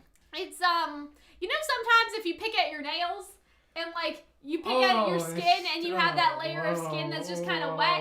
Sorry the membrane. to say that. Maxwell donated a $5 super chat and they said, Winter should lead the military and Robin should be the headmistress. They should split up the role. Exactly. That's basically exactly what I'm thinking. Thank you, Maxwell, by the way. Super chat. Super chat! Oh, look at this. I love how, like, rainbow all the magic is. I think that was really good. But I look like at, how... like, Jean, like, just took that hit, bro. Like, Jean just took that whole hit, right? Ooh, I like this. I didn't notice this. Yang is, like, doing some semblance things, right? Her eyes changed to red. I didn't notice that before. I also like how when, I think this is true, when Salem uses her magic, it's multiple colors, yet when Oscar uses his magic, it's only 1 or 2 colors. Yeah, So it kind of visually impairs the degree in which one's a lot more magical. Why are you guys saying TMI? That wasn't, like, a personal thing. Like, everyone has nails. Like, everyone has skin. Like, what do you mean? Like, this isn't, like, I don't want to be period reminded talk or that something. I have Like, skin. everyone has skin. Okay, this genuinely, when she explodes and her body just kind of sticks out in those this was horrible really, shedding. really good. I think I freaked out when this happened. The animators this episode, like, they really said, like, they went crazy, bro. Like, the animators really went crazy. I love it. Salem. I love how they directed her. It was such an excellent job. Because, like, look at this. Like, this is literally, I don't know how to even explain it. Like, this is her It's grim very goof, and Venom. it's, like, staying in the air. Aloft. Like, it's like spikes, right? And then the explosion was frozen in time, and then the goops come out and they grab. I love that. I really like it. Yeah, poor Yang. Yang is just like, she did not know what to expect. But, like, you know, props for Yang for them not really knowing what Salem can actually do or expect. Like, this is the first, like, real fight with Salem. Yeah, when you think and, about like, it. oh, it's just really cool. MVP Jean. Yeah, like, Jean just took that whole hit. Oh boy, but yeah, Yang is just like, uh-oh. And gets dragged close. I love nightmarish this. The how reconstruction, I think that was really great right there. How she very obviously does not have a spine anymore. Just like her physiology now, we're getting such a great in-depth look of it, and it's so nightmarish and unhuman. I just love that added layer to her. You guys are asking, do you think that it hurts for Salem? I think she seems to be used to it. Hurts, but she's used to it. Yeah, I would say that, right? Because obviously she has infinite regeneration. But do you guys remember that scene where in the flashback, like in the Lost Fable, she sticks the sword through her? Yes. And she seems a little like, I don't know, she seems in some sort of pain. Like, maybe it's just like a stubbing your toe type thing. Like, it's not actually the feeling of stubbing your toe, stabbed, getting right? impaled by a sword. Same diff, really. You know what I mean? Like, it's probably lessened, but I think that she feels something. I don't know if it's pain, but I feel like she definitely at least feels Right? Also, we've gotten so many amazing, like, then Screenshots, perish screenshots of Salem here, Yeah. like that. Put it. Oh, I like how I she just still love has her so one much. hand on Yeah. Emerald. Like, I'm not letting you go, bitch, okay? You have crossed me Yeah, for the last time. Osmond's magic is one color because you Yeah. get the impression that he's given up a lot of his magic and it's not as dynamic. Magic. He's magic. Magic. And not as dynamic as Salem's. Yeah, and I really like that. And I mean, I would like to actually go back and see. Can somebody tell us? Okay, so remember the orbs? And all the orbs had like different colors. Okay, well you guys don't need to go see. I'll check. Okay. What do I look up for this? RWBY Lost Fable. Do you remember how Salem does that thing and she's holding all like the magic in her hands and you can see like which color of the magic that the gods like gave and stuff? Like I'm just wondering. I mean, okay, so to be noted though, in the past, like when Ozma's doing the laser beams, it was always green, like when he's fighting his way out of the castle, like to save Salem in the first place. But I'm trying to find that screenshot where she has like the orbs. So maybe if that makes sense. Salem was just always, maybe the magic just looks better, or Salem was always stronger. Yeah, I mean, I don't know. I think that it's definitely like a case of giving up the magic, but what I'm trying to find, Hunter, is the magic, like the actual magic color. Okay, I found it. Very interesting. So what we have here is we have like, I mean, some of the colors are kind of like I'm not sure exactly which one's which. Can you guys see this if I put this on my, hold on. If I put this on my phone, let's get out of the way so I can see what I'm actually showing you guys. So see that? Okay, so we have destruction, creation, knowledge, and then green. Well, what was the other one again? Knowledge and choice. Yes. So, oopsies. So I wonder, okay, so we have those colors, right? And then we also have like purple, blue, turquoise, green, yellow, red. Like we have like a little rainbow there, right? And so I don't know exactly which one's which, but it seems like that Salem uses a lot of destruction, where I wonder if Ozpin is somehow using like a physical manifestation of choice. Does that make sense? Because like even think about it, like he was giving Salem freedom, so he was using that sort of green, like getting her out of the tower like and away from her dad. And then it, he's not using destruction per se or creation, like maybe he's using whatever magic choice would have allowed you in the old world, right? Seems like the other colors are essentially dust. Yeah, that's true, because dust obviously came from the dust of the humans that were dusted, right? And so, yeah, I don't know. Like, it's interesting. I would like to know, like, which one's which exactly, but I think that's a good headcanon, is that he's either using knowledge to fight or he's using choice. But I think choice makes a lot more sense. You know what I mean? Yeah. Because it's hard to tell, is knowledge the green one or is choice like the other one? Do you guys understand what I mean? He had golden and green magic, so maybe it's a case of where he uses knowledge and choice. Or I imagine that like he gave up like what if he gave creation and destruction to the maidens, right? So he lost those like flavors and colors of magic when he divided himself like that. Is how I imagine it. So, okay, so it's both, yeah. It's like, Salem uses destruction a couple times. So if these colors are to be taken as correct, right, it seems like that the destruction's the purple one, and then choice, and then creation, like, has some other colors, whereas the green and that sort of, like, more, like, fireball one, like, those could be manifestations of the choice, and then the what's the other one? Knowledge, right? Okay, yeah, knowledge and choice. So if it turns like if it turns green and golden is also creation, but the problem is in that scene, guys, like they're both kind of yellow. They glow differently. Like you would have to see it. So like both of them are very close in color, but they look like differently in the style of how they look. I would have to look back at that old screenshot, but just something to think about, that at least we know that he's using like he's not necessarily using destruction, and we know that the green one is a little different. Yeah, the colors are the same, but the god had like two types. Yeah, exactly. Like it's I realize now, when we did our first analysis of the opening, we talked about how the hands reaching out to Team RWBY, people thought they were the apathy, but really you correctly identified them as the arms that Salem grabs out, and I feel like this is that manifest now. Because Salem has used that in the past when she pulled Hazel down. So these are the same sort of arms, right? And then this this was a really unsettling scene. I don't know what you call this, but like this little icon is very similar to the Grim Bug. I hope we get something about that one day. I think that would be kind of cool, right? And so, yeah, this is destruction. We know that. And so she's like, what did you do with the lamp? And she doesn't believe her, right? But she genuinely, like, did not take it. So, like, feels real bad, though, for Emerald. But I really like this scene, right? And then she, you know, pulls up. It was just so disturbing, like, the noise they made and how, like, just the acting as well. Like, Emerald and everyone sound so terrified in these moments. It was just a really impactful scene. I really like this. How you've lessened yourself and for what? So I'm guessing she's talking about like the form. Yeah. Like you're not Ozma anymore. That you're you're less magically powerful, maybe. That's true too, right? And I really like this because she's just like, right. Yeah, it's such a quick snap. And I like that. And the fact that like she could like gouge his eyes out. And so I like this too, like, why do you keep coming back, right? Because it's like, I mean, first of all, Ozpin does not have a fucking choice. I'm pretty sure that the gods are gonna make him do that, like, forever and ever. But I really like Yang. Oh, this conversation with Yang was, like, so fucking good. I really like this. All this endless This was, like, some of the best acting I think Barbara Dunkelman has ever done. It was such an epic scene, like, actually.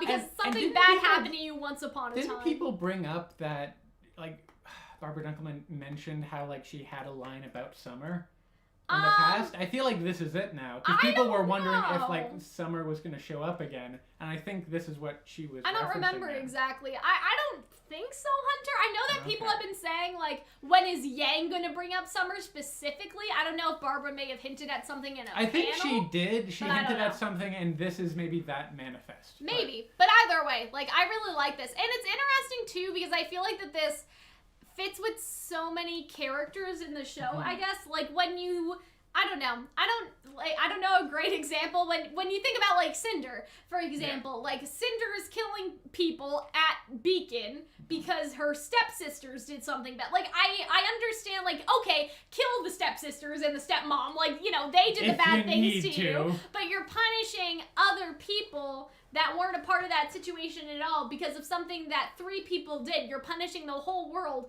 for something that those 3 people had done, right? So you're like that with Cinder to some extent. It's like how to healthily grow from your traumas and the harm. Even like when you think about Adam. So I feel like that Yang has seen this in a lot of the villains. And so now she is calling out Salem because she, like, even though, like, Cinder and Adam do something similar, in my opinion, Salem is, like, the manifestation of, like, almost all of the villains who have continued to done that. Like, even Watts. Like, Watts hates Ironwood, and so Watts is, what, subjecting people to die just to get back at Ironwood and Pietro? Like, when you think about that, like, I think that that's really interesting for Yang because Yang has noticed that is a trend of all of the villains to that like to some extent. It's the selfishness of sacrificing people, like innocent people who did nothing to you. Or like I should say it's a theme of like the villains of RWBY are people who have experienced trauma in the past and do not know how to move forward in their life.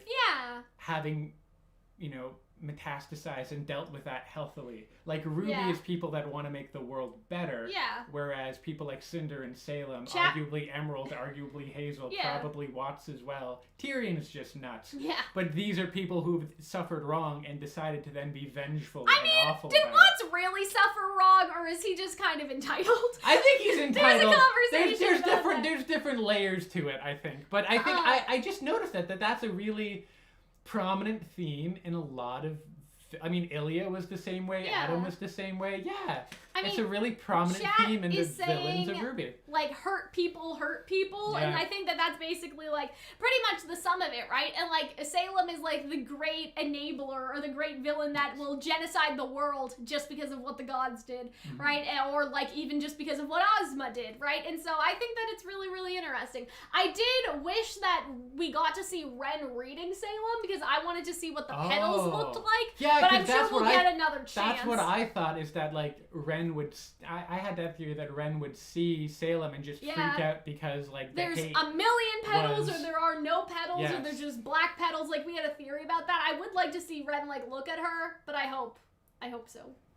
Yeah, and so I really like this. Nobody gets a fairy tale ending, and she's just like, and she just like, I just love Salem's facial expressions. Oh god, she's just animated like how so she well. I just changes. love her. Her personality is so... She's just... I don't get why people don't like her.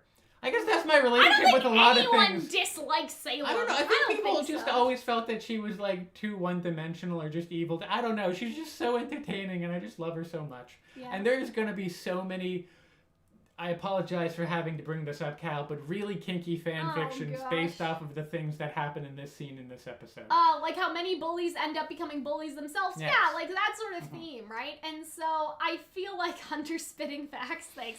But yeah, I really like this because I don't know, like it's so interesting because you sort of think about how Salem has this relationship with the cast, or at least with like not Blake so much because I feel like Blake's more of the White Fang stuff, but like she has this almost inherent relationship with Ruby and Yang, even though she's never met them, right? She calls them girl, like she doesn't even know, right? She doesn't even know who Yang is, yet Yang and Ruby, I mean the whole cast knows so much about her. They know her entire life. So it's this weird, like, I don't want to call it parasocial exactly, but it's kind of like if you're like an audience member and you see like a vlogger and you see the vlogger's kids and the vlogger's house and every day of the vlogger's life, like you feel like that you have a parasocial relationship with them because of how you have seen so much of their life, but yet they know nothing about you. Like, I feel like to that extent, like, even, I guess it wasn't right to, like, exclude, like, Blake and Weiss per se, but, like, even, like, the whole cast that saw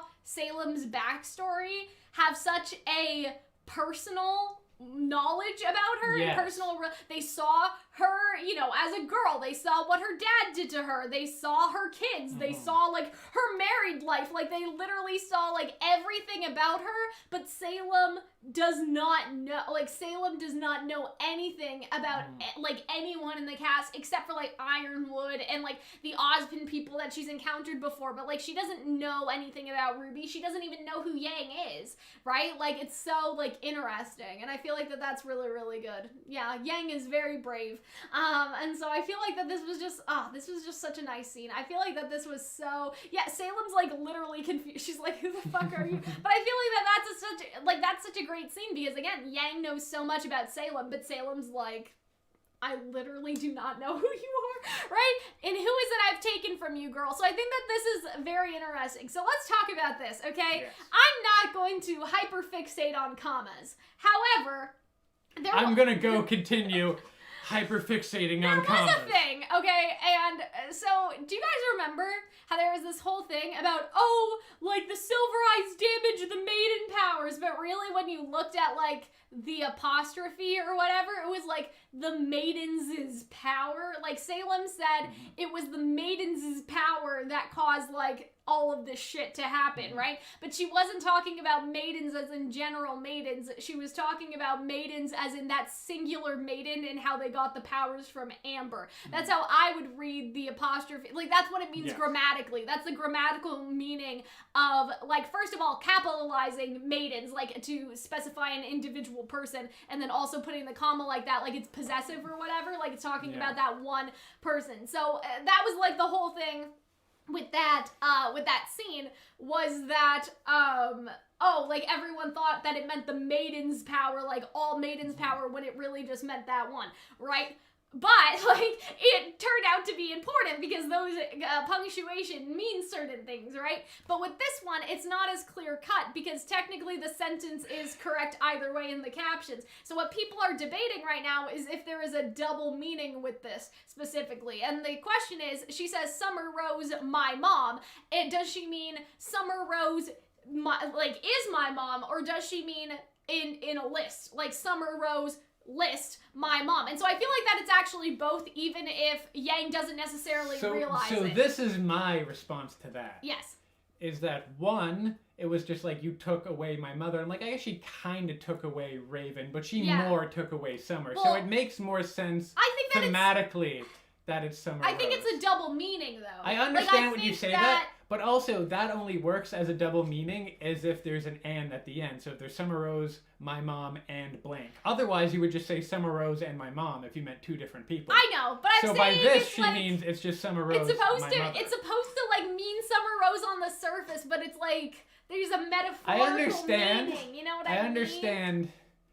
It should have been Summer Rose, period, my mom. Yeah, that's what you guys are... Yeah, I know she definitely means Summer, like, Yang as the character, but I'm saying, like, writing-wise, is it also, like, a sneaky I think little... she's saying, You know maybe what I mean? maybe it's a sneaky double entendre, It's but like, I think... yeah, exactly. But I do think that it is. She's identifying Summer Rose, and that Summer Rose is like her how, like, oh, the curtains are, like, representative of depression because they're blue or whatever. Like, it's the English class thing. I know that she means Summer as the character, but I'm saying that in terms of, also, like, just the grammatically, writers, you right, would put like, an and there. do the right, like, is that, like, a little, like, hint, I guess, to the fact that Yang has not only lost Summer, like, she also lost Raven by proxy of Salem. Like, we can assume that if Salem, like, say that Salem just poofed out of existence, right, that Raven wouldn't have run away. Because I feel like that a lot of what made Raven run away was the tensions between the team. It wasn't necessarily like, I don't want to have a kid, and she ran. It was more like, no one will listen to me about the immortal demon. Like, Crow won't listen to me, Ty won't listen to me, so I'm leaving. Right? I feel like There's true to that. There's also, like, heard she was more dedicated to her tribe than her family. Yeah. If we got more time with Raven, we'd probably be able to. I see what you're coming at there. It's just like, it's not literally that she's thinking of Raven. She's not thinking of Raven at all, but I feel in my heart. But I do think it's the and. Oh, it was Summer Rose, my mom, in the script. Okay. Thank you, Eddie. Yeah, so that's Eddie. So I was, it would be and if it is. Listen, yeah, so she's just talking about Summer. She's talking, and she's referring to Summer as her mom, which was very sweet, because it was like her adopted mother. Yeah, I was actually wondering, I was like, is Eddie still here so we don't go crazy? But, like, I don't know, like, think about, though, how Summer's the catalyst, though, for all that Yang has lost, because she doesn't mention Ty, and she doesn't mention Raven by name specifically, but when you think... Raven's still around. Raven's do you around. really lose something if you don't want it? Oh, God. And it doesn't want you? But, like, when you think about it, like, think about how much time she lost with Tai Yang, because Tai Yang was flung into this sort of depression after what happened to Summer. So I feel like that Summer's, like, almost the catalyst for everything that has happened in Yang's life to some extent. Like how Tai Yang was really, like, absent and sad when, like, her and RWBY were kids and she had to take up that mantle. Like, when you think about how much Summer's death really affected, like, it's kind of really interesting, right? Yeah. I think that's really cool. Yes, Summer did raise her. Yes. But yeah, I don't know. I really like it. I really like that she brings up Summer in the first place, because that's, like, a big thing that, like, people wanted Yang to, like, talk about Summer. I definitely think that it's, like, a volume 2 thing. It actually started the other way around, My Mom, Summer Rose, but we flipped it in the edit, and I think it's way more impactful. Yeah, I kind of like that, because it's like, she says Summer Rose, and you're not sure, like, what she's gonna, is she gonna say RWBY's mom? Is she gonna say, you know, like, my stepmother, right? But no, she's like, Summer Rose, my mom. Like, to Yang, that would, like, Raven's not her mom, Summer is her mom, so I really like that. I'm pretty sure that Summer's one of the Hound experiments. Don't worry. Don't worry, guys. We'll get there. We'll get there on she bows the same way here as she did in the hologram when she says, like, when she says to RWBY in Volume 7, nice, like, that's what your mom said to too. That, right? And so she's like, her again? Like, why does everyone she knows something. I've heard so many. She knows something. When we have a pressing issue and we don't know the cause of it, that's when you get the wildest, like, RWBY theories. Like, I saw someone said that, like, Summer Rose has been brainwashed and is Salem's lover. I've heard all crazy shit. I'm glad that we're not. I mean, you guys may think we're kind of crazy. I've heard that she, like, went through time. Like, I've heard, like, all the insane shit just because we don't have very solid answers as to what happened to her. Like, you know, although in all fairness, I'd marry Salem. Salem's such a baddie. Yeah, like, this is her smug face, right? She's so she wonderful. knows something, and I think that we're getting to the explanation of what that is. I definitely think that now, knowing what we know about the Hound, if you guys don't know, we made, like, a theory video. Several theories now. Where we talked about, we made a theory video specifically about the Hound reveal and what that could mean for Maria and Summer and, you know, like, all the Silver-Eyed Warriors, If Summer is a Grim, maybe she's the Grim Dragon, maybe she's the whale, maybe she's, like, the locked Wyvern, away. right? Yeah, the She's Wyvern. locked locked away in a crystal. Very Annie all Attack on sorts of Titan things. of us. Is she right? stuck in a pool of goop? Yeah. Is she brainwashed and is Salem's wife? Who knows? So I feel like that. Yeah.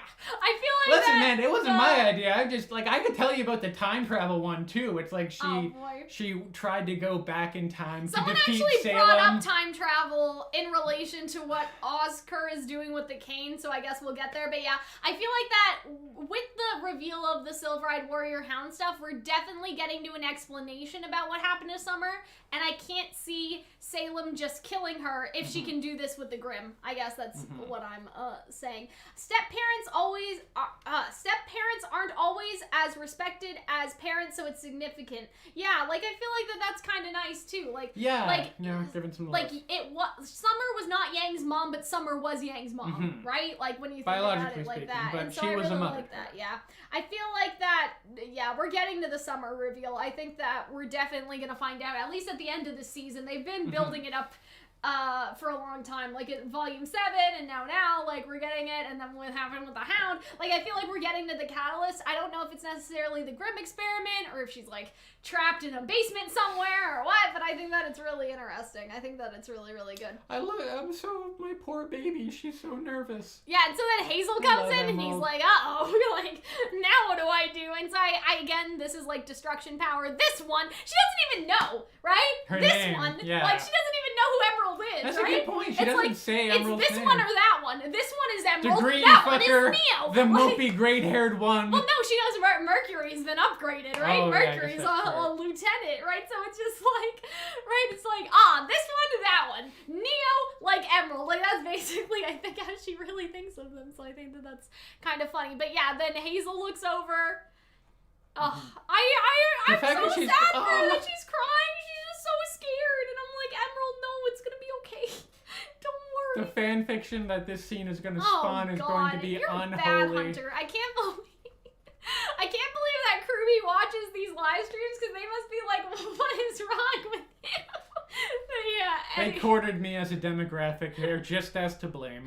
Oh boy, but yeah, I feel so bad for Emerald. I'm like, Emerald, no. This scene, oh god, the fight scene coming up, and especially this little, what's the difference of a heel turn, a face turn? I don't know. Like where Hazel is... Uno reverse card? A heroic Uno reverse card of... I love this. It's like, no more Gretchen's I love boy. the close-up on his face, I love too. that line. I I love how he think just it's fucking great. drops him from 16 stories or however tall he is. He turns around and just fucking decks Salem.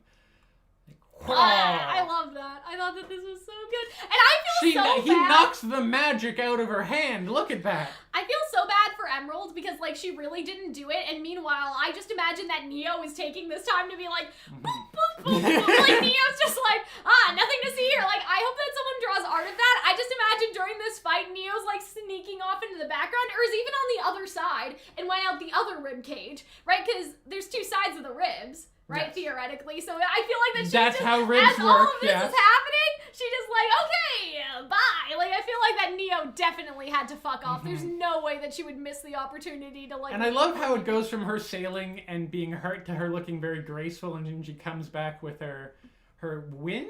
That's like a new thing. It's interesting to see, like, how many things she can do at once, because it's sort of implied that either she doesn't care about the kids right now, or she can't hold them there and fight Hazel at the same time, and she knows that Hazel can actually kill her because he's done it. Right? He's done it over and over and over again, right? So, like, that's a thing. Or maybe, like, she lost her concentration when she got decked like that. I love the rocks on his skin, and I love the different dust types, because that's a big... Rip plant dust, though. Nobody gives a fuck about plant dust. All my homies hate the plant dust, right? There was a plant dust? Yeah, there is a plant dust in the book. In the companion book. There's plant. We've seen green dust before. What would that... Like, well, you can't weaponize plant. Like, I can use a shotgun to, like... sow the field. Why can't you, like, make it like one of those, like, net things and it just, like, plant? Anyway, but yeah, that's kind of sad that there's no plant dust. What was it again? Like, oh my god, there was a list in the book. Can you guys tell me all the dust types, please? Can somebody go look on the wiki? The book's not down here. It's upstairs. Okay, so lightning, hard light dust, fire, plant, gravity, ice. Two more. I don't remember. Plant dust? Yeah, you guys don't know what I'm talking about. Okay, I think you just invented plant dust. No, I forgot about plant dust. even know, guys. Okay, hold on. Dust, RWBY. I'm gonna tell you guys right now. Don't look at me like I'm crazy. It exists, I swear. Okay, hold on. Shoots leaves. Anyone can be poison ivy. Okay. Oh, did I not say electricity? Maybe that was the problem. Oh, electricity was one of them. Maybe I missed it. Okay. I'm looking at the wiki if you guys are wondering why I'm struggling. Okay, I found it. Fire, ice, wind, electricity, water, plant, rock, and gravity. And then the hard light thingy. And then there's some other like combinations of that apparently. What about dust muddies? You guys are funny. I have a head fiction that's what they call the faunus that work in the dust mine. No, dust bunnies. That's so sad, Hunter. Hunter's bad today. Hunter said bad? so many things that I can't edit them. Yes, very bad. What's bad about dust bunnies? Because it's like the faunus that are being like forced to be well, laid. Yeah. Like, I never said it was a nice thing to call them. But yeah, so plant does exist. I apologize for being Hazel. racist against a demographic that rock doesn't on exist. Him, so why couldn't you Is that rock or is that gravity? Why couldn't you do? No, I think it's rock. I imagine it would manifest on him as like a hula skirt. Like imagine like you could do a plant and be like, wee. I think that would be nice. Anyway, I still Long like ago, this, the 7 nations lived together in harmony. I still love like him putting all the dust in. Like this is just great, and how they all combine together, and like he's. I so, like that. My fucking favorite strong. thing is that in the where they show Hazel's shirt off concept art. He does like they have version with or without the puff of chest hair. I love that. Plant dust.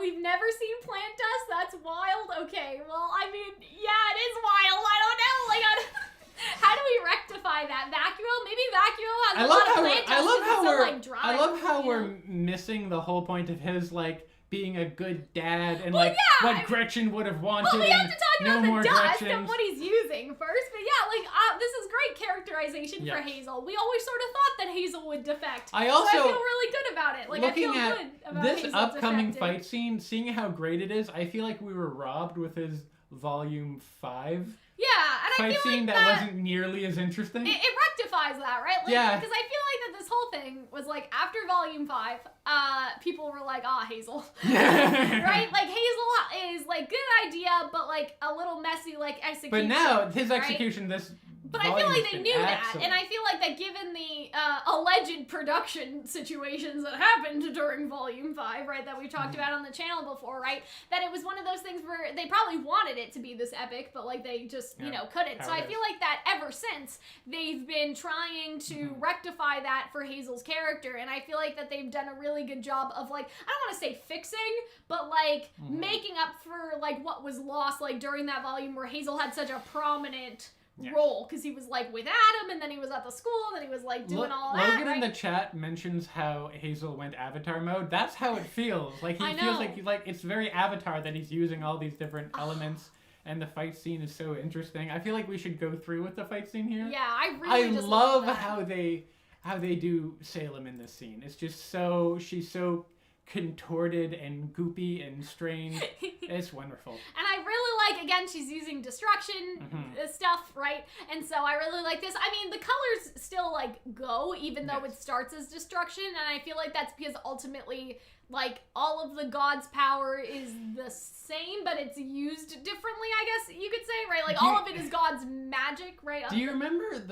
in the computer lab in our high school with oh all the my Macs, god, what are where you talking in the about? Mac screensaver would be that flowing multicolored oh my beam. God. Is that a thing? I haven't had a Mac in like That's what it was. minute. This is what it reminds me of, that like any Mac users, like the Mac a screen-shaver of the loopy lights. That's what I'm getting from this. But yeah, I love this scene. I love how her magic changes colors. I love that he uses like the wind dust, I'm assuming, to go like wee. Like I think that's good. The base is destruction, exactly. You guys know exactly what I mean.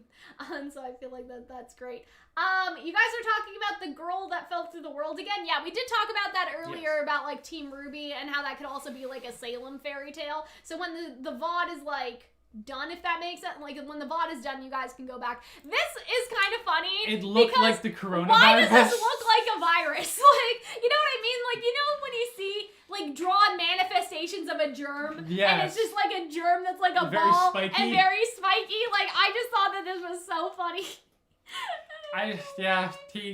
He I don't know, corona bombs Cosmic them. color sleep mode. Somebody actually knew what you were talking about. Yeah. It's so funny. That's what it reminds me of. But yeah, like, People agree with me. I don't know if this was intentional or not, but Yeah, like, big exploding. That's how. well, no, I mean, this volume was made during the pandemic, though, Yeah. right? So You'd be like anyway, fucking corona. I just think that The it's reason fun. why I mean, these shots it's are just taking a spiky so long ball, to, but you know, like at the same time, does it it feels not that look way. a little?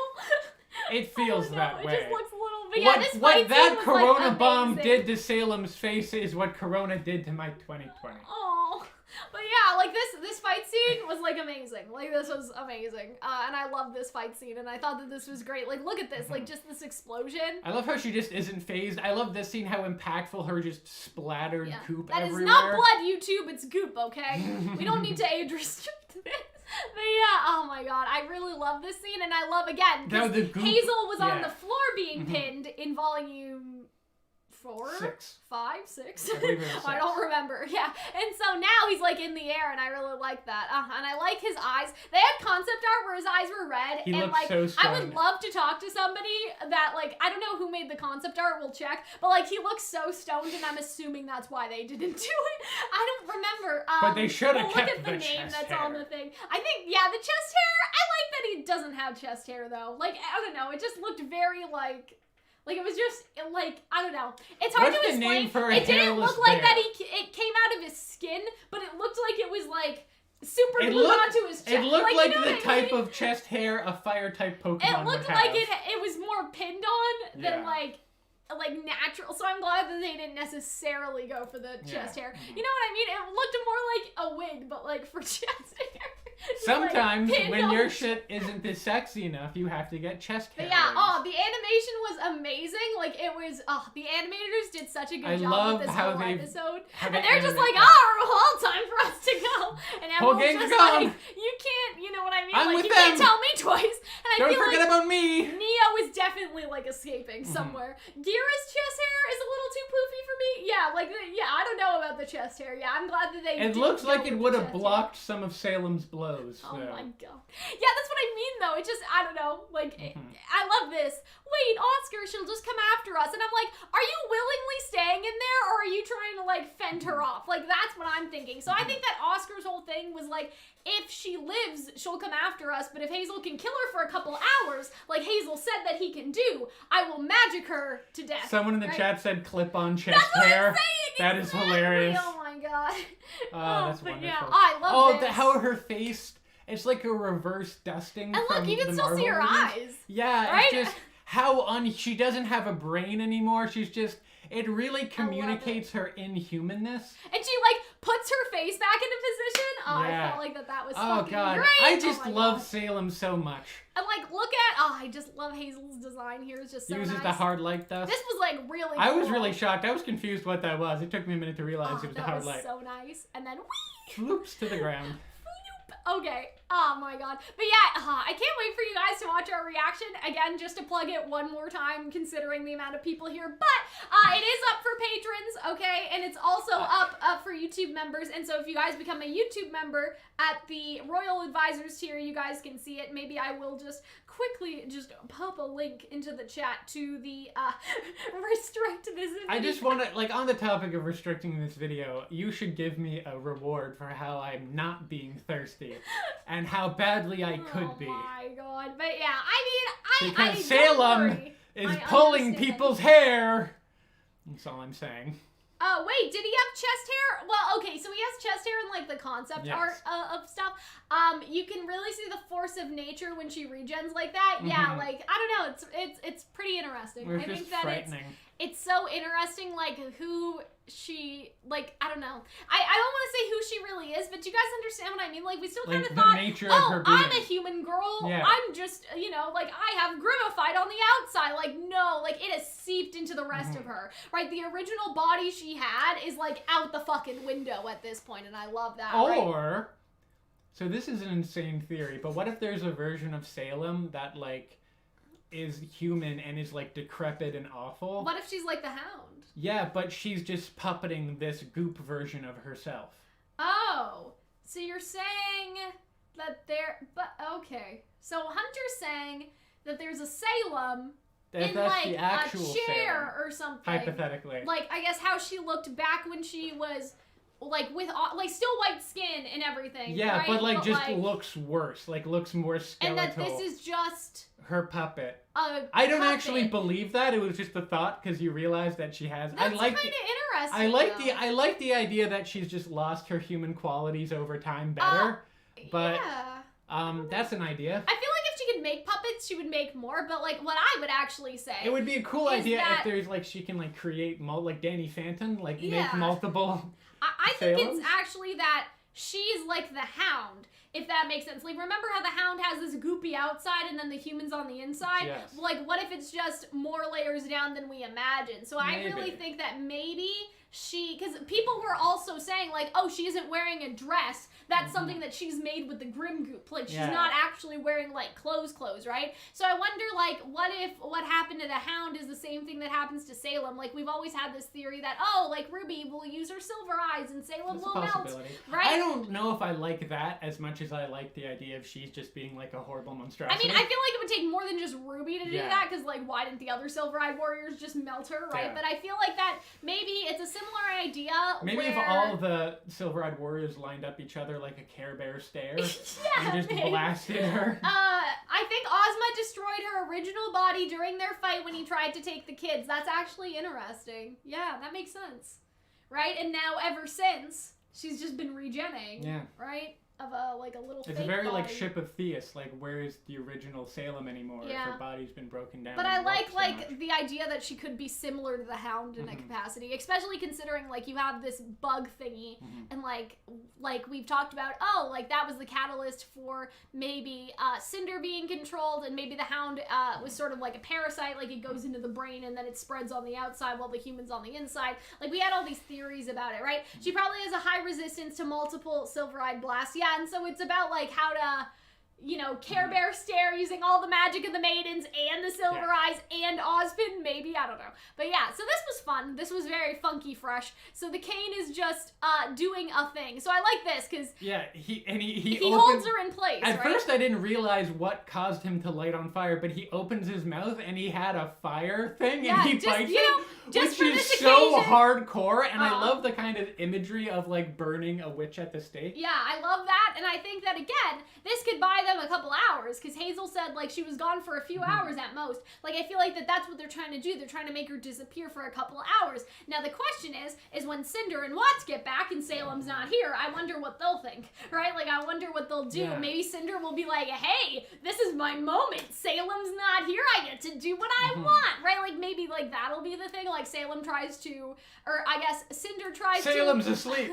Poke cringe into chat. Exactly, like basically like that, or that Cinder usurps Salem's position because it's like, oh, Salem's not here. So I would actually be interested in seeing Salem like go for like an episode or two, and then by the end she regens, and that's like a couple hours. I don't know. I get the I don't know. I think that would be cool. She has to rebuild herself so the kids can escape. Yeah. So basically, what I'm saying is like that she has to spend like 2 hours rebuilding herself, right? And so I feel like that's like really interesting of a thought. I wonder though if she only was gone for a couple hours if like he beat the shit out of her and then like ran away, right? And then she came back. I don't think that was it. I think that he just watched to see how long she can. Because so far it looks like she can, unless she's like totally evaporated, it looks like she can return very quickly. I mean, so I don't know. So unless it's what Ozpin does to her. Well, I thought that, like, the whole point of Hazel saying that was, like, foreshadowing for this moment. Like, maybe. I killed her, but she was gone for a couple hours at most. Like, I feel like that was important. You know what I mean? I feel like they added that for this specific reason. Like, I think that Ozpin is going to help. Like, I think that whatever he's going to do is going to help. But, like, I think that if Hazel's taken to be, like, correct, I think that it is canon that he can beat her to the point where she can't reconstruct herself for a couple hours. And maybe this is how he did it the first time. And that's why he knows how to do it. Right? Because he's done this. No, so I feel like that's probably right. The this reminds us of the Cinder fight with Ozpin. Yes. I would be interested. Again, it seems like there's some choice bubbles and knowledge bubbles going You made on. a joke about like keyblades. Yeah. It looks very keybladey. It does seem like Salem feels pain. Whereas, like, I like the idea that maybe it brings more color into his magic, that maybe he has stored some of his magic into this, or maybe it's a magic artifact from the before time. I do really like the idea that he gave away, like, the destruction and creation to the maidens, and then that he kept the choice and stuff part of his magic. But yeah, I really like this, but we're not entirely sure what's going on. We've seen that spear before. We saw it at the end of Volume 7. We saw it in Volume 3 when Ozpin fights Cinder. I have a couple theories. It could just be...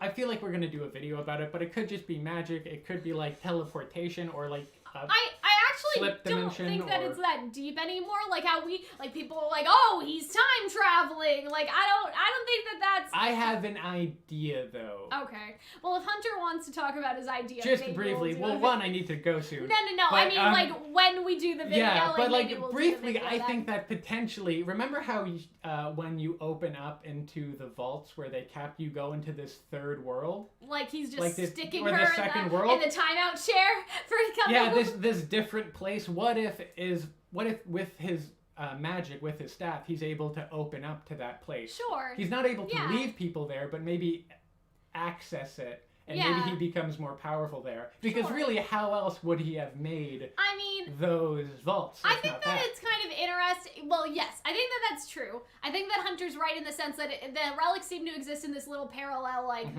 dimension type of situation. I think that specifically with this, maybe he could... Like, I think maybe he could use some sort of time thing to make her regen take longer, and so kind of what you're saying, like, to sort of put her away, but eventually, like, she'd, come back or whatever, right? Like, eventually it would wear off, so, like, stick her in this little parallel dimension, eventually it would wear off, and then she pops out again. Like, maybe there's a little radius type of situation, but I feel like that it may just be a nuke. I feel like that he may just be nuking her with magic. It may just be that he just, wiped her, and smeared her across. Like, Hazel held her, so he could, like, Ozpin could destroy her, so they could buy a couple hours of time. But, like, does that just kill Salem? Does that kill both of them? I'm not entirely sure. Because, like, the way it shines bright like that, it reminds me of the bright sky and the brightness of that slip dimension that they go in there in the vault. So that's my thinking. It almost kind of looks like a sun. I mean, I think it could be both though, right? Like he could be putting her in the dimension to buy them more time, and then she's also like partly destroyed. So and she's just gonna bust out of there eventually. Yeah, exactly. Because she has magic too. So even if she gets put in there,